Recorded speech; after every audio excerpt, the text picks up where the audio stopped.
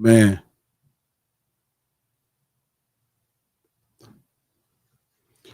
Yesterday was one of them days, man. One of them days.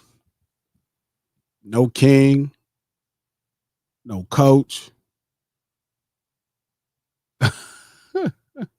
No king, no coach, no trap. I don't even know where trap at. Trap's supposed to be here.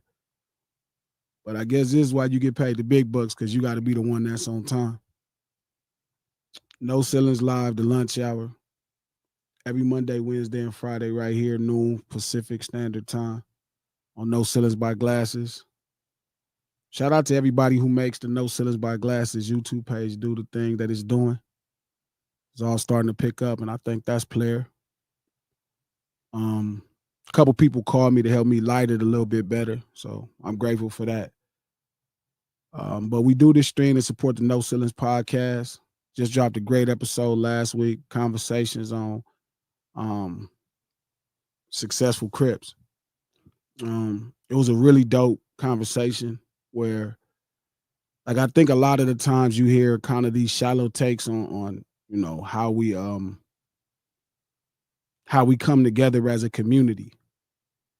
It's not always, you know, I know when Dennis Hopper made the Colors movie that y'all felt that you had an understanding. You know what I'm saying?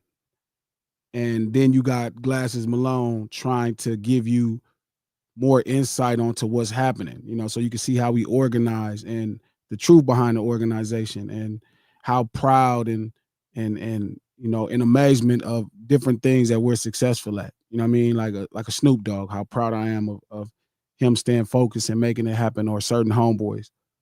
But again, it's a really good conversation. There's conversations about successful Crips.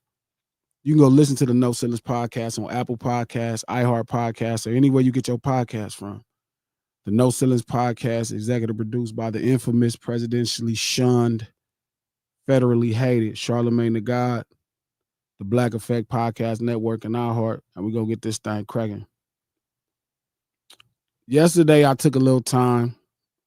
My niece, shout out to Dejanay, my niece is starting to build her own platform. My niece graduated from Howard. You know, everybody's really proud of her. So she wants to get into the content creation space. So I've been doing these lives on X to get her going. You know, investing in my niece to the best that I can. And we'll have space. It just depends on what we're talking about. Yesterday we had a really good space. But I realized it was something that they referred to as the Stan Wars. And they were all really proud that they were stands of a rapper. And there's nothing wrong with being a fanatic of another MC. Like, I'm a fanatic of Scarface. But I don't think we the same type of fanatic. Like, I mean, maybe we are, but I don't know. I don't think I would really see it that way. But anyway, I was looking at a few things after that, and I saw this thing going on with Rob Markman. And Rob did a content piece. And I guess Drake saw the content piece and he didn't like the content piece. So we kind of started saying something, I guess, that was pretty disparaging about Rob Markman, who's a really great journalist. And with all of this craziness going on, like, I'm looking at this lawsuit, you know, for like a rap battle. And anybody that's been in hip hop knows it's wrong. You know, everybody that's been in hip hop, even if you grew up listening to the music or half-ass understanding the culture, you understand that that's not right. But to watch media Like I watched another clip with Ice and Joe and is shout out to Joe and his podcast. He's been podcasting. He's probably the first person I actually knew podcasting before I even knew what the fuck a podcast was, because we was on the tour bus and he was podcasting. And they were talking about the situation, but they had so many hypotheticals that I knew Joe been in the business long enough to know these things can't even be true. And I'm a big fan of Cameron. Everybody know Cameron is like, he gave me a feature early in my career. He didn't have to. So that's gonna get you a lot of, you know, I that nigga is something special. But it's like nobody is really calling this shit out. And I can't figure out why. Like I ain't been able to figure out why none of those Noriegas, all of the people that to me that I look up to when it comes to hip hop, the real true masters of the craft, they not even speaking like about it like it's wrong. And somebody asked me that on the stream, and I couldn't figure out the answer. I could not figure out the answer. Like no matter how hard I try, I couldn't figure out the answer. I couldn't like. I was like, I don't know why they not calling it out. I don't know why they are not calling it out. I don't know why they be like, hey, that's not right. You know, man, like I love Drake, but that's not right. And you would think that that would be the conversation. Um, it doesn't mean you have to, you know, bash him or stand up against him, but you would think that that would be something that would matter, especially like to Jadakiss, like people to me who really are the masters of that type of crap, especially when it comes to crafting diss records. Joe Budden, another really great master. Math is like, it's my favorite battle rapper. I just don't know why they aren't really calling it out. Like, or maybe they did say something, but it just seems like it's so brief and something so serious, something so altering to the culture. Something so altering. Like it's like if you make rap records and from any level of hip hop culture, this situation has the possibility to alter exactly how you create. Like it genuinely can alter how you create. Whether they like Kendrick or not is not important. It's not even important. This is like detrimental. And you would be thinking that they would be discouraging, like, hey, that's not cool. You decided to enter into this battle. Shout out to everybody at the lunch table. I see Neek and different people saying because it's Kendrick, but it's not even about him at that point. Like this matters. This matters. You know what I'm saying? Like, so I don't get what's up with the media space. I don't know. I don't know. That was a really good question, and I didn't have the answer. And I thought, was it fear? And I'm like, why would they be scared? No, I don't know. If Stunner Man did something wrong to somebody, I would tell him. I would say it no matter what. Like I'd be like, nah, that ain't right, Stunner Man. You know what I mean? Like I wouldn't have no problem being honest. If Dot did something wrong, I'd be like, nah, Dot, that ain't right. And Kendrick, nah, homie, that ain't cool. You know what I mean? Like I would not tell people that I fuck with because we friends. I don't know, dog. I have no idea what's going on. But I am grateful. I'm grateful that I do have a voice, and I understand why it's pressure being put on me from people to even be in this space. Like everybody was putting all this pressure on me to stream and to podcast and to do all of this shit. And I'm like, man, I don't need to do this shit. Like I wouldn't need, like, I don't need to do this shit. Like it wasn't something like Charlemagne being one of the earliest people wanted me to be in this space. And I'm like, I don't know if this space is really for me. You know what I mean? Because it's like I'm not, if you know me, if you ever spoke with me, I'm not really finna kiss no ass. I'm not really finna, you know, market. Like I'm not good at that. I don't know how to. I like even launching this song tomorrow.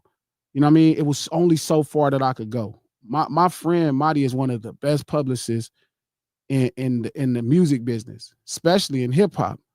And it's just like we were talking about how to set up this song, and it was like some Lil Nas X shit. And I thought I was down with it. And the closer it got, I was like, man, I can't do that shit. You know what I mean? Like, I can't do that. Like, no matter how hard I try, I just couldn't do it.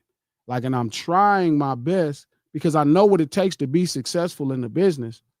And I'm at the last place to where, you know, like life is starting to catch up. Like my desire to create films and write stories and all this old dope shit is starting to catch up, and it's starting to take precedence in my existence. You know what I'm saying? It's starting to take precedence. Like how I'm writing stories is starting to take precedence. So I don't really have like, I don't know. So I need to get it done, but I just can't sell everything out to make it happen. And it's starting to bother me. Coach, what up? What up? What up?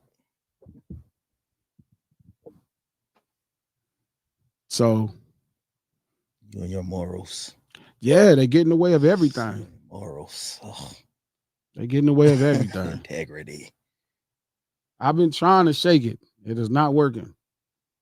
We had a great play. It was major platform set up like last week. Man, we so happy, man. You know, man, you know, this is gonna be good. It's almost like they was encouraging me to try to sell out. What made you feel like they was encouraging you to sell out? Do you think success is selling out? No, success is success. Is when you set a goal and then you achieve the goal. Okay, but do you think? Okay, so say you go above that goal that you set for yourself, and somebody offer you way more than you ever could have imagined. Do you think that is selling out if it's over the goal that you set for yourself? So it's not what you achieve, it's how you achieve it. So like I always said, like COI was multiple things, right? It's to capitalize off ignorance or to capture. It's the capturing of imagination. How about that? Okay. So it's like I pride myself in capturing the imagination. Okay. Right? Like I try not to capitalize off people's ignorance. You know, it's like with Tupac Must Die, right. Like really humanizing somebody. Like there's going to be some people that just be emotional and they're going to notice, oh, that this person, you know, was hurt at the end of the conversation, right? Or at the end of the story. Like Tupac got hurt.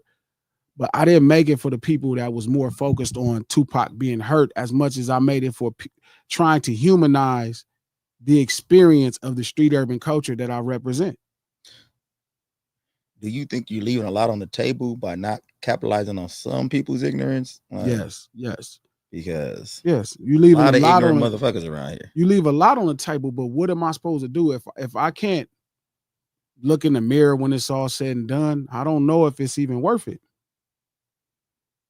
Like just like even coming into this song, you know what I'm saying? Like it's like with this Kendrick and Drake thing, like, right? Shout out to everybody at the lunch table.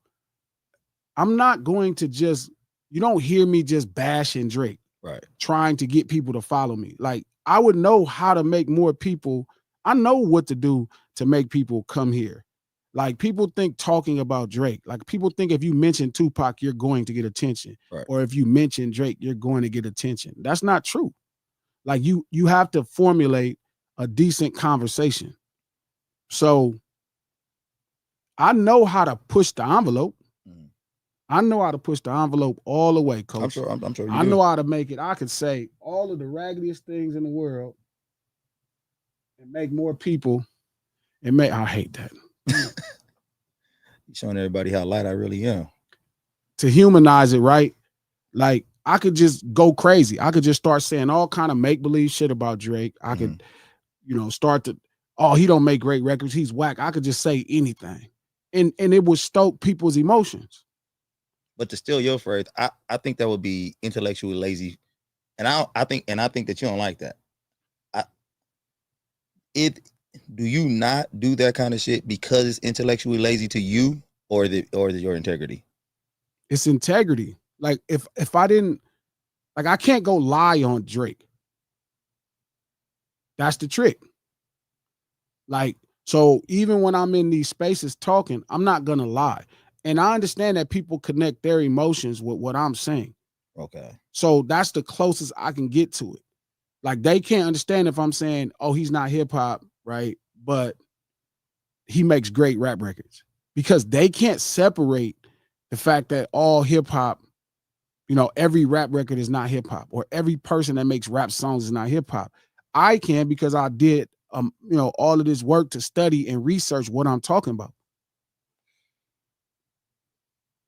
Like, I could just call Kendrick and get him to do anything, to be honest. Like, I could have him do anything. Right. I could be like, yo, tell me this, and then come tell everybody what he said. Which everything you're saying makes you a good leader, a good friend, but it's I could see how that could hurt you in business though.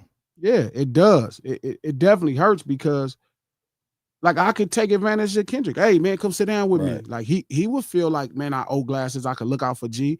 Or I could start to talk more about his positioning on certain things. And it's like, I just don't feel like I would feel good about being me. You know what I'm saying? Like, I wouldn't feel good about being me if that was the case. Right. I feel you gotta feel good about yourself. That's number one. But damn, glass. I know. I be man, I be sitting here like, come on, man. Trust me, I know. Trust me, I know. Where the hell is Trap? I don't know. I don't know. But anyway, it's getting worse and worse. So this was a prime example coming into this song. This song was a big deal, and I just couldn't sell out at that point. It was like, no matter what I did, I just couldn't sell out.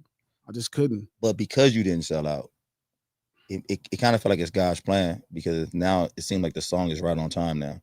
Maybe it felt like it would have been earlier, too early if you would have sold out. But because you trusted your integrity, trusted your gut, now it seemed like it's the space for this song is better now. Well, it was always like God was always going to deliver the timing. One thing that's not talked about in the music business is how much timing matters. Okay. And it's not timing that you can set up. Like, I remember you talked about this with Kendrick genuinely, shit. has to be time. But I was just thinking, like I said, it's like watching people move a certain way. I genuinely think they are scared of Drake. Like, I think they scared of his power. So I have a question. What power and why do you think they scared of Drake? Like, what's the power you think Drake has over these people? Because I've been trying to think about that. I've been trying to rack my brain. You would know more about it because you in the music industry. But from the outside looking in, I'm just kind of wondering, what power does Drake have over these people? The natural thing is that he won't come and sit down with them. There's the fear of that. Okay. There's a fear of, like, you think that's enough? Yes. People value success in a different way. Like, man, people value success in a different way. They really value, him sitting down with them. That matters. It would matter, you know what I'm saying? And, you can't be upset about that. So do you think academics is not doing well enough to where he could, and don't get me wrong, he's one of those guys with Drake D in his mouth, but you don't think he could just not have to have a sit down with Drake and still do perfectly fine? I don't think that's how they see it.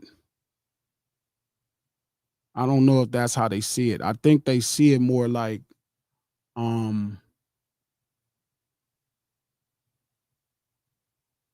I think they see it like, I can do better if this person comes and sit down with me. So I don't want to close the door. And I genuinely think some of them are worried of physical harm, which is very odd. Okay, so I was going to bring that up. Maybe not him punching on him, but him. I don't know. I don't know what's wrong. I really, or maybe they think it's right. Did you see the interview? Maybe then I have to come to the conclusion that maybe they think it's right. Maybe they like, you know what, sue him. Okay, I was gonna bring that up in a But I minute. just can't believe a Fat Joe or Jadakiss or Noriega or Cam, people who built their whole, you know, who really were into that version of hip hop, the competitive back and forth. I just don't know. I'm gonna ask him soon. Yeah, for sure. I'm gonna ask him when I see him. Like, man, why would you not really speak up against that? But when you say physical harm, did you see that Charlemagne interview on on Vlad TV Mm-mm. when he was talking about one of Drake's? Oh, they put a hit out on Yeah, put it. Charlemagne. So maybe that is something that people are worried about. Maybe Drake behind the scenes is really trying to get people to get people hurt. I don't know. Me personally, you probably gonna find out one day.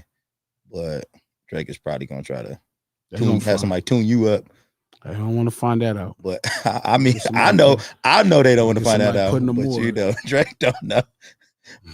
But and then okay, so you brought up Fat Joe, you brought up Jadakiss, and a lot of the hip hop media is East Coast, kind of East Coast based. I was kind of wondering, do you think that there's any underlying West Coast disdain in some of the way they covering this situation? I thought about that. Maybe.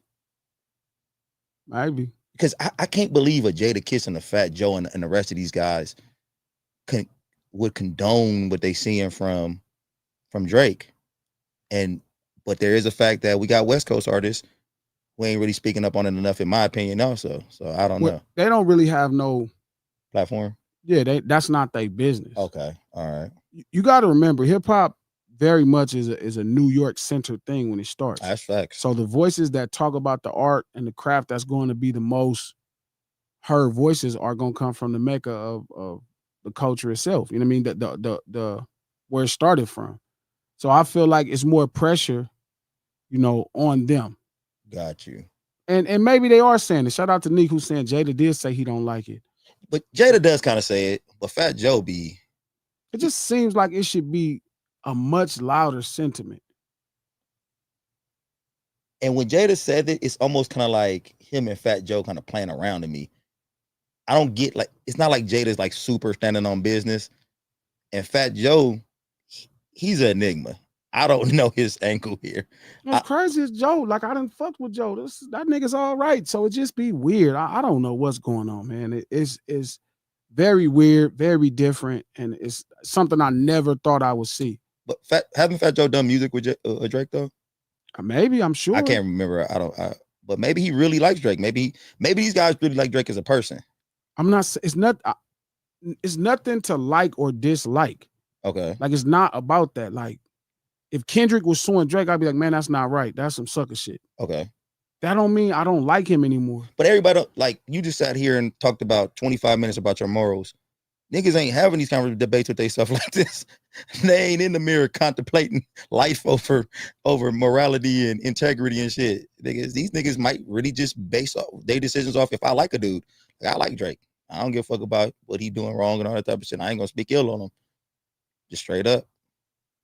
Fat Joe might not have the same moral compass as you.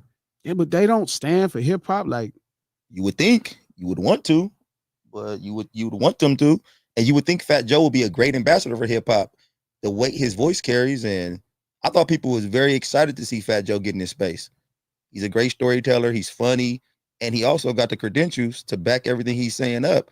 So he would be a perfect person to stand tall on this situation. But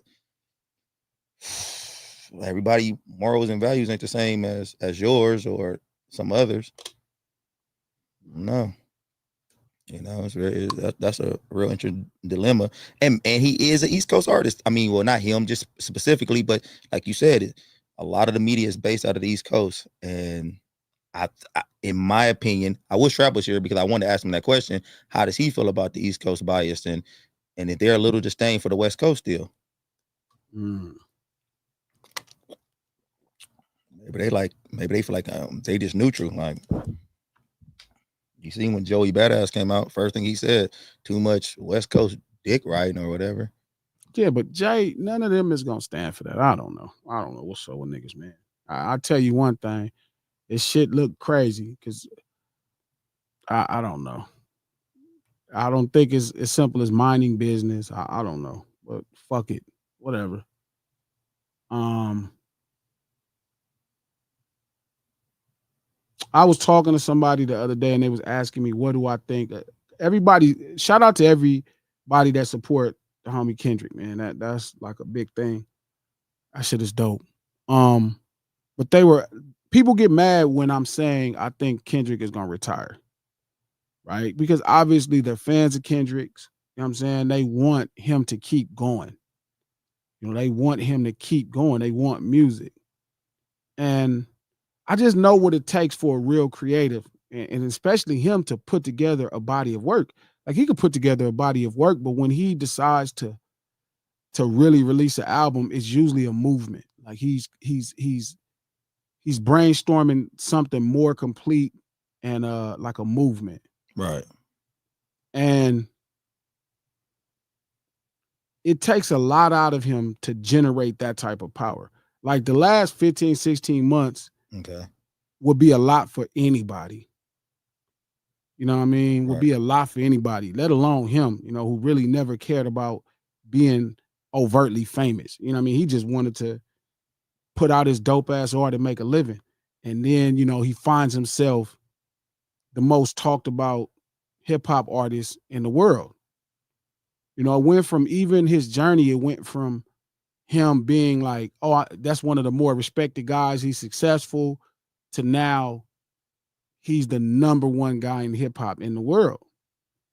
And, he's going to make more money over the last 16 months than he made in his career. He's going to be more famous in the last 16 months than he has been in his career. Right. He has a completely different thing happening. And I just know what that's like. I mean, I'm not him, but like knowing him, I know that's a lot. He still wants to be a father. He still wants to be, a boyfriend or a husband, or he still want to drive his car. Like he still want to be a human. Right. Like he's not obligated to the space of entertaining all the time. So when I was thinking about that, that's what made me think like, man, I think he may retire. Like it may be a while before we get another Kendrick solo album. And then I thought about it and I was like, what would be things that he could do that would be cool, that maybe that would take some of the burden off of his shoulders? Okay. One of them would be the Black Hippie album. See, I was gonna go first, man, because I knew you were about to say everything I'm about to say. So okay, so Black Hippie was on my list too. Yeah, I think the Black Hippie album a Hillbilly album with him and King. I don't want to hear that for some reason.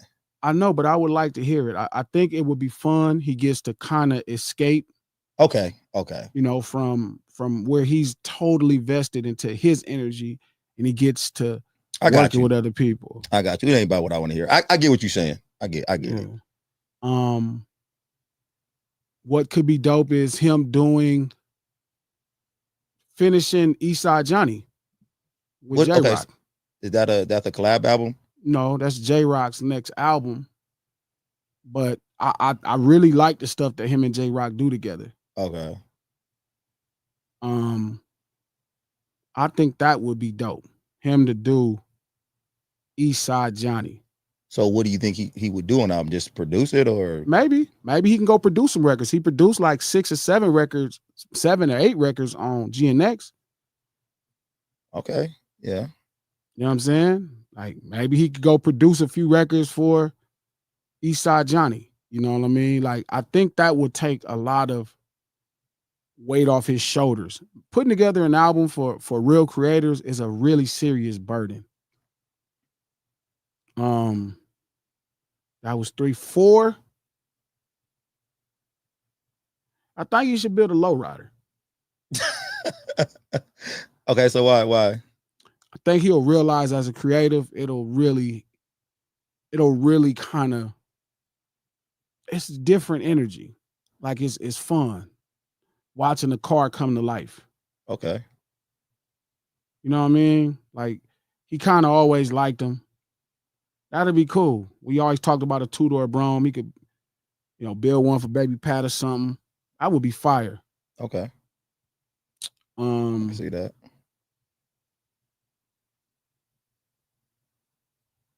5. You on 4? That's 4. Yeah, I'm thinking. Okay. I had another thing in my mind before I had started this. 5. What was it? What's your 5th? Me? Yeah. Okay, so something that you didn't say that I was thinking about, because he's a creative guy, and I notice a lot of creative rappers get into acting.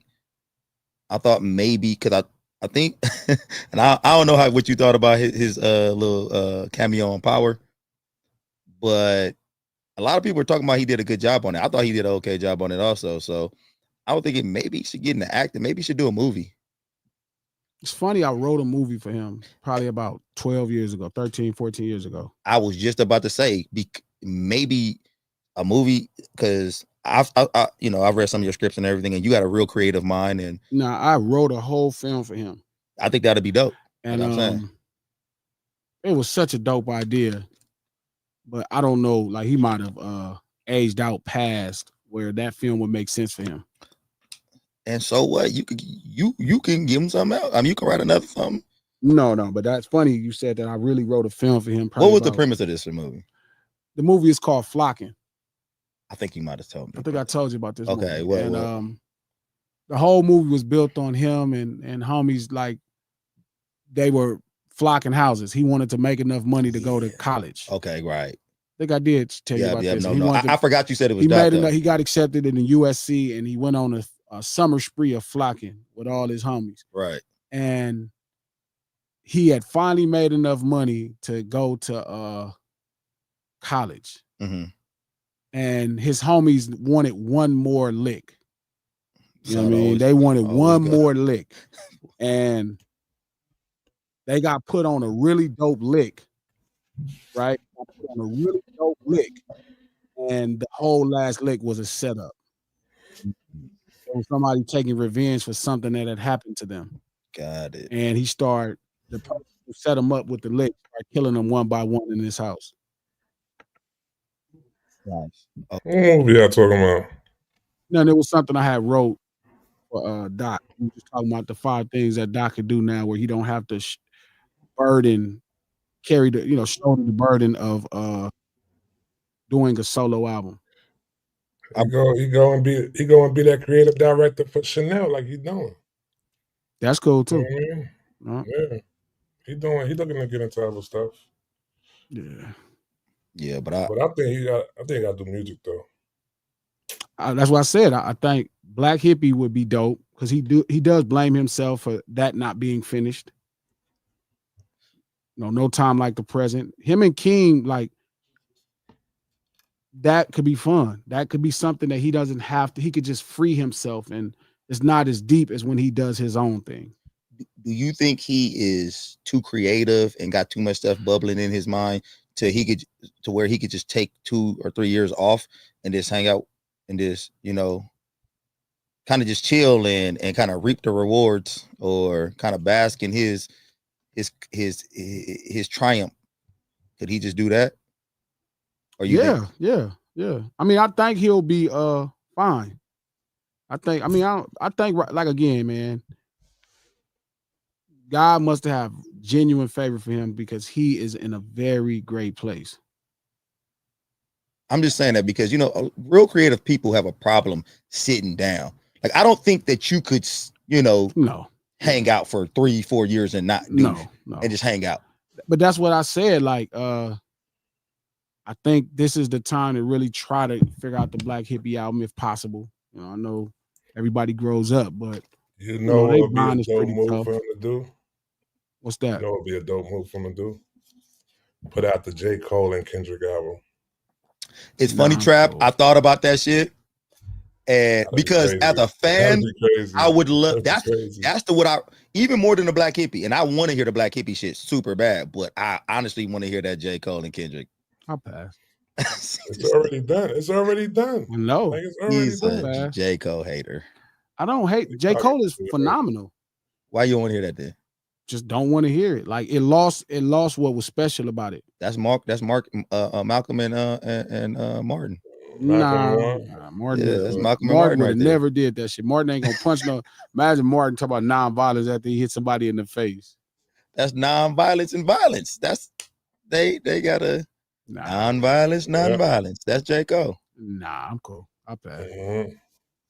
I'll take that album. J. Cole might need it too. He might. Yeah, I'll pass. He might need that. The fall off. Yeah, J. Cole working on the fall off. But fall I don't know. off. And I know G don't want to hear it, but that'll be a phenomenal album though. Yeah, I doubt it. Telling you, man. I don't even like their songs together. What? You don't like their songs together? I like Drake and Kendrick songs together more than I like them two songs. Oh, you like who and who? Drake and Kendrick songs together more than I like J. Cole and Kendrick songs together. I mean, I can't Poetic Justice and all that. Yeah. More than those. Poetic Justice is hard though. That's a fire song. But Drake, when Drake and Cole get together, that shit magic, dude.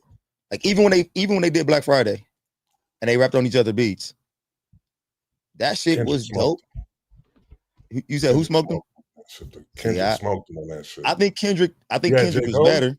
Smoke is not. It's crazy. I don't think he smoked them. Better, okay, but smoked them. But if you do better, listen. I could beat you by 1 point in basketball, V. I smoked you. Winning. That ain't no smoke. Whoever said that shit. Whoever said that I won by 1 point, I smoked you. I beat you by 1 point. When I go back and tell people, I smoked them. When I go back, I see how Trap is a terrible winner. I see. Okay. I smoked them, man. Speaking of winning, speaking of winning, Trap. I already got G 2-1 on this bet with Canelo and Crawford. What you? Who you going with? I got Crawford. He got Canelo 2-1. I got Crawford too. I can't do business with you then. I got Crawford too. I need somebody trying to get Canelo. Yeah. Where you at, Don Dub? Yo, you see what Mayweather said though? What did Mayweather say about Canelo? He said Canelo. He said Canelo ain't. He said he ain't all that. He said he ain't all that. Oh yeah. No, I did hear that. You right. Yeah. That, right?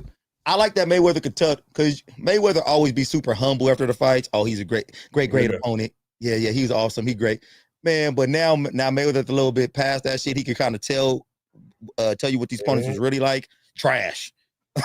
He was terrible. What he said. He was bad. It wasn't. He was trash. It was easy fight of my life. That was crazy. Now Mayweather letting you know. And Roy Jones said the same shit. I be trying to tell Glass. You know, Glass is a historian, so he got and I do too. I have respect for all these fighters too. But Roy Jones kind of said he's a good Mexican boxer. That's what he said. He's a good Mexican. I be trying to tell Glass, man, when we used to be in the gym, bro. We used to see Mexicans coming there, man. We was like, all right, yeah. We know we get some good work, but we knew they wasn't gonna be able to move with us like that. But we knew it was gonna be work though. It was gonna be good work. You know, you stay in the telephone booth with them, that'd be a good little scrap. But you start putting that movement and stuff on them, and that's how black fighters see Mexican fighters, Latino fighters. But damn, I think that Crawford, telling you, when you get a top of the line, top of the food chain fighter like Crawford, and then you got a top of the food like Canelo, it normally goes with the brothers. Can Crawford retire after if he beat Canelo? He better. Talking about retirement, bro. It's the fact that one of them is 2 or 3 divisions up is crazy. I was wondering when this nigga gonna say. He just sitting. Come on. Yeah, the weight. Go with the weight. He got a good point though. I ain't gonna front. He got a good point. First off, I don't even want to talk about no boxing on this motherfucker because y'all just tripping. It's a bet. You want the bet too? I think the bet. All right, straight up. It ain't 2-1 on Crawford. Nigga, it's 2. Okay, here we go. See, now this nigga did. It's not 2-1. It's a straight up bet. It should be 3-1 because you so if you stop him 2-1. Yeah. Okay. All right, my bad, man. It's a straight up bet. Y'all betting because he a brother, and I think that's cool. And he is a dope brother. No. I'm that's not. The only reason you betting on it, and I'll take that bet. So it's the bet. I'm betting on it because Crawford is one of those. He one of those, B. I know Canelo's one of them, but I think it's Crawford time right now. He is right. This is more of a 7-7 conversation, but yeah, cool. But G about to lose his money, his burrito again. He went up all the way and fought a heavyweight named John Ruiz. He didn't go up and fight the best fighter at the division. Canelo is the best fighter at that division. That's 2 or 3 divisions. Let me ask you this then, right? It's different. So what's to say if Canelo was able to do that with the heavyweights? What's to say Crawford can't do that with Canelo weight right there? He at? No, it's not that, because he didn't fight Canelo to go do it. When he went and fought probably the best fighter at 175, he lost. Canelo lost when he fought the best fighter at 175. Hey, he went up 1 division past where he was at and lost. You talking about the undisputed super middleweight champion. And I can see if I can see if Bud was the type of fighter that danced on his toes, he boxed for 12 rounds. That's just not who he is. And he's not going to beat at this fight. And if you stay anywhere near in that position where you want to punch against Canelo, he's going to hit you. And it's going to be a problem at that point. Hey, like I said, this is probably a 7-7 situation, because I got a lot more to say about this, but I don't want to talk about that right now. We shouldn't talk about that. It's marketed well, I'll tell you that much. It's marketed well because it's one of those same conversations. The marketing of it all. The marketing of it is great. You know what I mean? Y'all convinced. And I'm like, y'all, it don't even matter that, you know, Bud started off at 135. I think Bud started off at 135. And he's been fighting at 147. And it's like, Canelo's been fighting at 168. And he's the undisputed champion. And it's like, that's just a big thing. Sugar Ray Leonard beat Marvin Hagler. Sugar Ray Leonard beat Marvin Hagler. And he also beat who? Somebody bigger? Yeah, I'm saying he beat those fighters because he was on his toes fighting. Okay. If he stood and fought Marvin Hagler, he'd probably be in the hospital. He did stand and fight him at some point in that fight. Yeah, but that's not how that's not like how I said, man. We about to start something, man. So I'm saying, like, weights matter, dog. You want to move it on, like you about to start. You about to start something with this. You don't bring up Sugar Ray. I'm just saying weight matters. Saying, man, don't bring up Sugar Ray like this. You want to keep it pushing, or you want to stay this on this? It's not about skill boxing.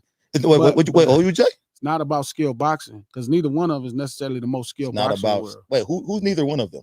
Neither one of them are Floyd Mayweather. So who's more skilled out of Canelo and Crawford to you? I probably would say equal skills. And you are sober, right? Sure. Okay. Okay. Let's see when he can defend. That's interesting. It's interesting that you would think they would equal skill. Let's see when he won't defend. When he won't defend, if he getting hit, you're gonna see.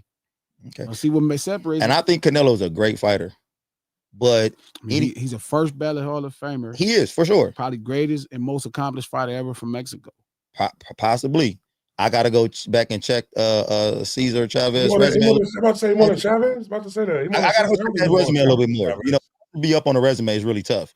But I gotta go check about 100 signed fights though. Resume a little bit better. But I will say this. Like 3 losses. Hey, did y'all see Canelo's last fight? Yeah. So everybody complained about my man moving around so much, but nobody brought up the fact that Canelo's job is to stop him from moving around, to cut the ring off. Sure. Canelo didn't do his job in that fight. Totally agree. Okay. So but that's not how Bud fights. An unseasoned fighter, an unseasoned spectator, the layman look at that fight and think it's that other guy's fault that the fight went so bad. Judges too, but that's not how Bud fights. If Bud fought like that, I'd be all in. I'd be like, man, it's gonna be tough. So you think Bud's gonna okay? You out of 40 plus fights, you've never saw him fight that way. We've seen Bud change game plans in the middle of fights. You have never in your life seen Bud stand on his toes and box around the ring in your entire life. And I don't know, for some reason you think that's the only way foot movement is used in boxing. That's not the only thing. That's not the only way Bud got to move his feet, like to keep his distance and keep range. You're not gonna be able to just keep range on. And then it's gonna be a little different boxing in between punches with Bud than it was with whoever. I can't remember the last guy Canelo fought with. Gonna be, that guy also 6'2", 6'1". That's facts. You right. Look, okay. I I said what I had to say. I ain't gonna even say nothing else about it. I'm saying, We man. ain't got to even talk about it because we be on some sports shit. That's what I'm saying. I try to move it on because we about to. He but did. After this, He did we try got to a move it on. conversation after this, though. The fact that y'all speak as if he's a favorite or he's supposed to win this fight, He's not the favorite. or he got more skill is ridiculous. But cool. He does have more. I think it's just written. I think it's just written for Bud to win though, and build on. You think? Wait a minute. You think it's just written or rigged? Written. Oh, okay. Like it's just written in the future, like for him to win. Okay. You know what I'm saying? For him to build on his legacy right there, because it's gonna put him up there, cement it up there with the best. If he takes him out, if he knocks him out, then that Mexican got a strong chin though, so I don't see that really happening though. I'll tell you that right now. Shout out to Larry Love. Thank you for the $2. Did you get Gunner, Young Chris on the phone? I called him twice, Larry, and didn't even pursue calling him anymore. But I'm gonna double back today, and I'm gonna make it my business over the next 2-3 days to get on him. I got you. Shout out to Condemn. Thank you for the $5. Bro, if this situation was reversed, they would go crazy. Facts. If Kendrick was suing Drake, they would definitely. I don't know, man. You wasn't here for this. Yeah, why aren't all of the legends from New York really speaking up against this man filing this lawsuit over this battle rap, over these diss records?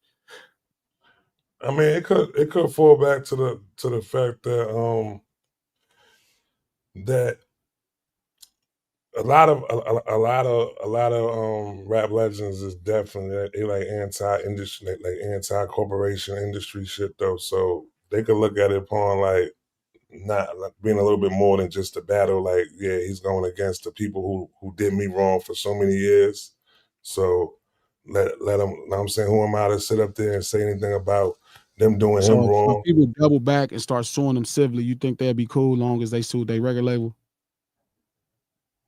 Yeah, it's just they thinking about the record label. That's it. So if Jada sued Rock Nation, that'd be cool because of the Beanie Siegel dishes.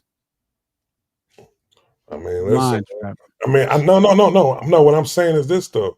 They're not looking at it. They're looking at it past. First of all, they're looking at it as a civil case. It isn't as if he charged. So you don't think they understand that this could set a precedence? They could, but some of them are anti-industry. You know what I'm saying? That they, you know what I'm saying? Because they've been done wrong for so long through the industry that they feel like this could be a one-up for you know what I'm saying, for somebody like that. They ain't been able to win against them at all for the artists. That's the only reason why I can see them not saying nothing though. You know what I'm saying? I mean, I've heard people say like they like yo, he's suing over a battle, man. This ain't. I heard some people say that. I can't really put the note on who said it though, but for the most part, I heard people say he's not suing. He's suing the industry. He's suing the record label. He's suing this. You know what I'm saying? Like, so you think a lot of the East Coast? You think a lot of the East Coast guys are looking at it like Drake against the man? Yeah, definitely. That's how I heard Jim come across and say this shit. You know what I'm saying? That's how I heard Jim come across and say it, and I think that's how a lot of them looking at it. But they know it's corny as far as the reason that why they doing it and what it came from. But it's like, but since when it's been bad to sue the corporation that, you know what I'm saying? You don't understand why probably the West Coast would think at a certain place for all of those people who built everything with diss records and how they would feel, why the West would probably be like, yeah, it's probably like a little fucked up energy when it's somebody involved in the West. You don't understand why, like all of these diss records that's been happening over all these years, you never one time, all the legends never one time thought it was okay to sue. If this started from a Nas diss, do you think it'd be different? Yes. I wouldn't even care. I wouldn't even be involved. You can't listen, because all right, before I even say, I'm not even calling it a devil advocate thing, because I'm just gonna say, like, because I stand on the side of, you know what I'm saying, for the reason why this happening, like you're using so you thinking the same thing we thinking. Yes, but like, that's not right. But I couldn't hear. It's not right, but I couldn't hear when somebody saying, but what if he has a chance to sock it to the man one time though, you know what I'm saying, and get something off of it. You know what I'm saying? Like that. They looking at it like that. Like, yo, he's not everybody like you saying, he's not suing Kendrick, he's suing the record label. Over Kendrick's song. Yeah, exactly. My thing, Trap, is and G is that really if crazy. It was something different, if he was suing over something different, to the record label, I could understand if they took that stance. Yes. But anything different. Yes, exactly. Damn near anything different. But because what he's suing for, it's almost like he's suing hip hop in a way. It's not even like he's suing the man, damn near the way he's going about it. Yeah. So that's my thing. I just wondered. So do you think that some of these the media, do they not understand what could happen if he wins this lawsuit, or do you think it's any kind of West Coast animosity or underlying disdain at all? Animosity within that. No, Okay. that don't bear within that at all. I think it's just the fact of I don't know why they're not seeing that the effect that could happen moving on into the future within hip hop. You know what I'm saying? That it's gonna affect it within like the freedom of speech and everything like that though. You know what I'm saying? Like an artist ain't gonna be able to say what they want to say on a track. They can't say nothing to another artist. I don't know what happens to Smack to Smack battle rap after this if he wins this shit. You know I know. Could you saying? imagine somebody suing another battle rapper because he talked you know what I'm saying? on stage, or suing Smack, or suing Smack? Yeah. So like, what happens to Smack if this shit goes down? Do you think they're just not educated about the situation enough? Like these other the media outlets? Nah, I just feel as if they all come on. Cam is educated. Cam got a whole battle rap thing going on his Axe Flea joint, the shit that's on Revolt. He got a whole battle rap tournament going on right now. You know what I'm saying? At the end of his show. So, you know what I'm saying? Like, if Drake wins this, they be saying the wildest things. They be saying the wildest things about each other on that joint. In like a matter of like 2 minutes, they'll say something crazy about the other person. So I mean, you gotta understand, like what I really haven't heard him say anything though. So and that's what I what think have you heard anybody odd. say? That's what I think is odd. Something like a Joe Budden, something so important and like detrimental. You would think that they would be the biggest advocate against it. They would be like, "Hey, Drake, that's not right. Like, I fuck with you, but that's not right." And it's kind of more like, "Yeah, that's cool, whatever." You know what I'm saying? Like, that shit don't feel right. This is why people think small things like what they think about the West Coast and all of that stuff, because it's like you can't help but think that way. Because you know that no way, you know in the back of your mind, there's no way possible if this happened.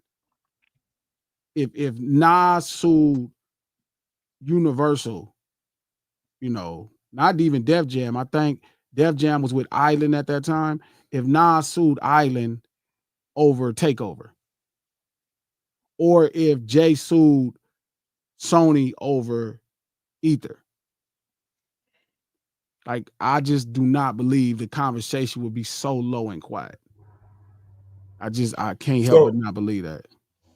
So like what I like to do is whenever I hear like I hear the other side speak on it, I listen to it and I'll be like, all right, I'm gonna put I can understand where they're coming from, not agree with it, but understand it like that though, right? So I heard somebody say one time like yo,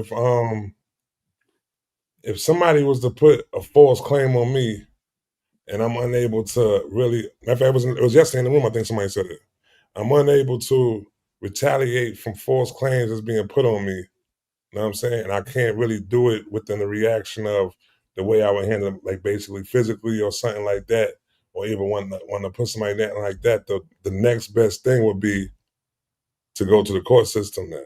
When did that become the next best thing? That's very new to me. I never heard that was the next best thing. What would be the next best thing if you can't put somebody down or get into a physical fight with somebody? Why can't you get into a physical fight with them? We ain't gonna do no physical fight. You mean if somebody's scared to do a physical fight? Or you mean they can't do, or it's not possible? It's a big difference if you scared. Like, okay, if a lawsuit happens because you scared, then you probably shouldn't be doing whatever you're doing that got you into it. But there's no way possible. It was like, oh, he won't give you no fade. It ain't enough dollars in the world. What do you say? What culture is he again? I don't know, because you would think to Yeah, leave I it don't know. alone. So then why would if they don't like the man? This is what they culture do. This is So what they then- culture do. Sure. So then why isn't hip hop standing up against the man? Or is he only the man when the mic is not going? When the mic is going, he dropping them in bombs. It's cool, but when the mic ain't on, and then he turned back into a lawyer, it's fine. You don't understand why people would think that maybe that there's a disdain for the West Coast in this situation? You understand how that could possibly be a thought? Like, Stop putting this on. Okay, It's Trap. only happened to Hey, us, quick 'cause question. it's the West Coast. Hey, quick question, Trap, because I was gonna come back to that too. If we take Kendrick out of this equation and we insert Nas, do you think there would be more people speaking up about it right now? More East Coast guys. Oh, I get what you're saying. So if we take Kendrick out of it and put Nas, and now he's suing over the Nas. I would rather put Pusha T. Let's not put Nas, because I would say the reason why it will go towards Nas is because of his legendary. But that's not to say that Kendrick not a legend though. But I'm saying, but if you put, we can't put. Let's not take Pusha T, because where Pusha T from? From Virginia. It's still East Coast though. I mean, do y'all really look at it like that? Think about New York. Virginia is the South. It's East Coast. It is the South. It's not the South. I'm saying, do y'all really look at Virginia like the East Coast? Mason Dixon shit right now, B. Who the fuck he rap like? Who he rap like, bro? You not okay? But come on. Well, we're not gonna look at Pusha T. How we gonna look at a Nas? That's why I use Nas. I try to use the most East Coast nigga. All right, give me somebody else. Joey Badass. Oh, okay, Joe. You say Joe. Hey. How about whoever Joey Badass put those diss records out? Who put those records out? Which company? Ray Vaughn. Oh, you talking about with I don't know what he was on. I don't know what Joey's on. Okay, well, let's say he was with Def Jam and he put those diss records out. You'd be cool. You think they'd be cool if Ray Vaughn filed a lawsuit against Def Jam? I think they're still standing the same way. You gotta understand, these dudes, we independent, B. These dudes is backed by corporations, B. You know what I'm saying? So they probably walking lightly. Told you what? Fear, right? What? It's fear. Yeah, it gotta be fair. That's what I'm saying. Like, it's not, I don't think Joe think Drake could whoop him, but I think he thinks he can affect his bottom line. I think Drake could whip Joe. It gotta be that. Think Drake could whip Joe? I've seen Joe shake before. I've seen Joe shake before. Joe Budden just Joe can shake. Drake working out in water, man. You see Drake fight that water?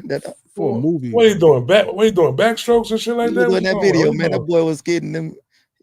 Joe look out of shape. I mean, listen, man. I bet on Joe. About good 45 seconds. I got my money on Joe too. I'm really just fucking with y'all. I got my money. Shout out to G Stacks. Thank you for the $5. I believe Joe and other hip hop podcasters are leaving the door open on a possible interview with Drake. You think so? G Stacks, man. I'm saying, because you kind of think it too.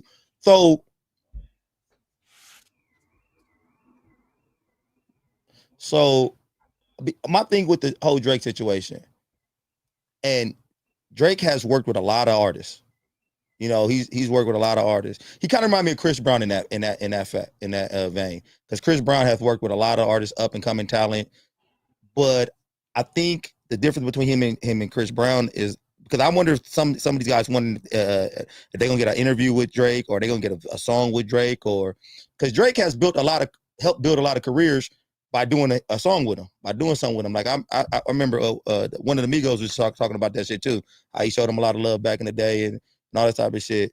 And I was like, maybe they're trying to think that about Drake. Maybe they want to get a song with him one day, get to sit down with him or something like that. But the problem with that is, because what's his name, Offset? I think it was Offset.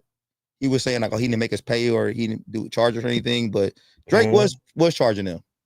He was making them pay in culture cachet. Like Chris Brown, when he does it for another artist, Chris Brown is way more hip hop than Drake. He's really hip hop. So when Chris Brown go do something for you, it's really for the strength, it's really for the love. But if you go look back who Drake been doing with all these up and coming artists, it'd be like, and I'm not saying Gucci's up and coming artist, but we know who's the A side of that kind of those collabs. When he be doing it with Young Blue and Sexy Red when she was first starting. Block Boy JB. He's doing this shit for culture cachet. Yeah, that's his payoff. So I'm just kind of wondering, why would they be Why would they when they really giving him a look too? Why are they so interested in? So yesterday, I put a post on Twitter when I saw the chain. Right now, I don't know the depth of it. I don't know if he bought it. I don't know if it's fake. All that, huh? Okay. Whatever. I don't quite know if. Anyway, I don't know the depth of it, and nor do I really give a fuck. Let's be honest. Okay. But I noticed there was a rumor that he bought Tupac's chain. And I said, man, you could spend all that money you want because you can't buy your way into the culture. It don't work that way. Facts. And I said, you can't sit with us. Right? I'm like, no matter what you do, homie, you can't sit here. You can't sit at this table in the lunchroom, homie. You not on that. Called us the plastics. Right? Straight up. And people were so mad because they kept saying how successful he was. Oh, he was so successful. He's so successful. So I think in this kind of era of thinking, people think that money or them being famous, and they will make you not really realize how much you mean culturally. Right. Like I've never been confused. Never have I ever been confused about what I mean culturally. Trap. I don't give a fuck where I go. I know it. When I'm with Stunner Man and them, I know I am the loc and I know what's happening. It don't matter how much successful somebody got, how many millions. I know what's real. I know when we walk outside any door in America, it could be the whitest neighborhood, or it could be the blackest neighborhood. It could be the richest place or the poorest place. I'm gonna be me the whole time. And there was so many people that wanted me to feel confused. Like, well, what makes you think you want to sit with me? Well, because he tries to sit with me, he tried to talk to me. Don't matter how successful you are. It's something about being a man, dog, that everybody can respect. Facts. You know what I mean? And I always carried myself like that. You couldn't piss on me. You couldn't put your hand on me. You know, I got trained by some really cold dudes to not let that happen. So it was going to always be a respect. And if money means that, you know what I mean, that don't fix that. That don't fix that. But that's why I said Drake back in the day gave off the corny cool vibe, because you can't buy, like you said, Culture Cash, you can't buy that coolness. And he's always gonna be corny. And this gonna sound crazy to some people who don't understand it, but if you and Drake were to do a song right now, he gets more out of that than you do, like right now. But they wouldn't understand that because everything to them is measured in how much money somebody has. Facts, it don't matter that you could pay your mortgage or you could drive your nice cars. They don't really see that. They like, well, this person is more famous and this person is more rich. And I'm like, yeah, but they could be a bitch ass nigga. You did a song with him right now. He gets more out of that than and I would know it. That's the problem. And I always knew it. It didn't matter how successful people were. I understood I was inviting them into a world to where they were going to always have this cachet. It was going to be a way that people looked at them. Charlemagne, anybody, I always knew who I am and what I mean. Like I understand what I bring to the table. Like, and I think that's why even when I didn't understand hip hop, it was made for me. And when that dude from the space told me that, I understand why. Because I already had something before I started making records. I had something that other people recognized around the way before I started making records. I had something, and it was shaped by some really cold dudes. So I understood that, but it bothered them that I was confident. I think it bothers people now. They like, Glasses, you don't got no platinum records. You ain't number one on the charts. And I'm like, yeah, but I'm that nigga for real. Niggas platinum in the culture. Yeah. And I get it. It sounds crazy. It sounds crazy because you don't know what this feels like. You don't know what it feels like when you walk somewhere and people treat you with respect.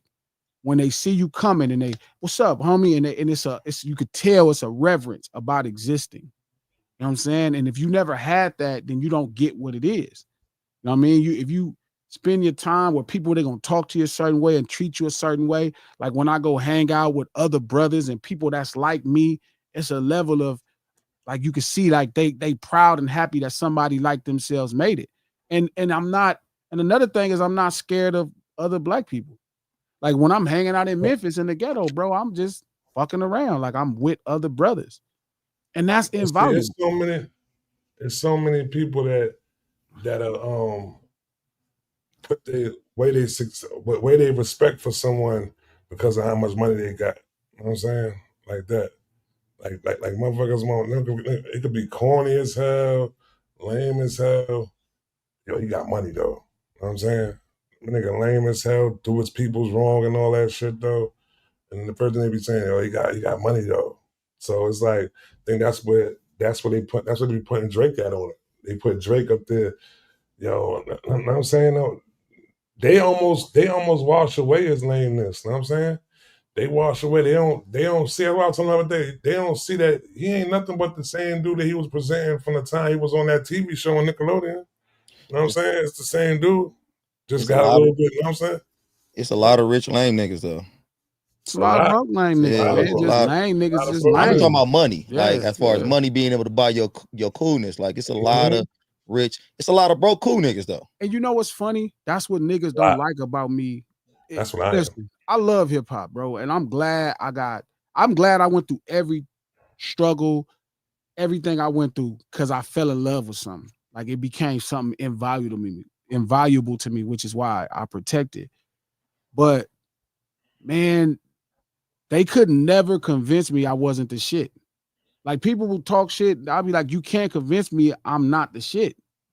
Like it's not nothing is you going to do is going to convince me. Like I'm going to, I put in way too much work and I really live it. And I think that scares people. Like they're not used to human. They like, Glasses, how can you talk about this person? Like if it's Drake, how could you talk about this? Well, I'm not talking about how good he make records. Because that would be a different conversation. There would be a humility that would happen when we start talking about making records. You know what I'm saying? Who are you to talk about how Drake make records? Really? Like Drake makes. That's what I told the people yesterday. I'm like, great records. Nigga, we ain't because they like, you say hip hop, you say whack. I did not say that, cuz you're never gonna hear me say talk that. about. Why would I sit here and say that for? Then I'm lying. That's like me saying Mike Tyson can't whoop me. You feel me? Oh, Mike Tyson ain't got no hands. You can take Mike. Yeah, cool. You can stop telling this nigga that Mike shit to the airport. I'm taking Mike to the airport. I'm taking Mike. And Drake making records. So I think people don't realize I build my things are about what I'm on. Like I just got decent at making records, just good the other day. Like you'll never hear me talk about the records he make. We could talk about a million other things, but you not gonna hear me talk shit. Yo, we really fucked him up when we said that shit though, V. What's that? We said, Joe, listen, man. The man is a great rapper. He makes great rap music, bro. I mean, one of the best. He's just not part of this hip hop culture, though. What do you mean he's not part of this? Like his songs are good, though. He's everything. He has to be tough. I just told you who said this? He makes great music. We went to this. These women heads, man. We went to this space with like his kind of stands. They call themselves. They like his stands. Another space y'all niggas didn't invite me to. You didn't want to be in this space. You didn't want to be there. Yo, coach, word to my mother, coach. You did not want to be there, B. Word. You did not want to be there. Yo, bro. I'm not even gonna say it, but yo, listen. I just couldn't understand how they couldn't understand. And I try to break it down to the simplest form of it, but they kept coming back to the music though, bro. So like I had to tell my brother. He makes rap records. What do you mean he's not tough? You heard what he said in that song? It's a good song too. I'm like, that don't mean like the song can be good and then he could be, that's not true. They really judge it like, Class, he has all of these diamond songs. And I'm like, yeah, but what does that have to do with culturally what's happening? Yeah. And I'm like, they don't, but I get it, man. Like, there's a couple things I realize is happening. And that's why I've took on this assignment in hip hop, right? One of the things I realize is there's people that don't quite understand how connected they are to street urban culture, even if they are not street, right? The internet has put people in this very odd space to where they don't have to fellowship. Shout out to the Jurassic 5 brothers. I got the song Wanted coming out with them tomorrow. The video drops tomorrow.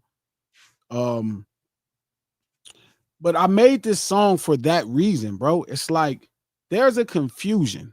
Like Jurassic 5, they're not gangsters, right? Like Akil grew up in the A-Trays, but he's not a gangster.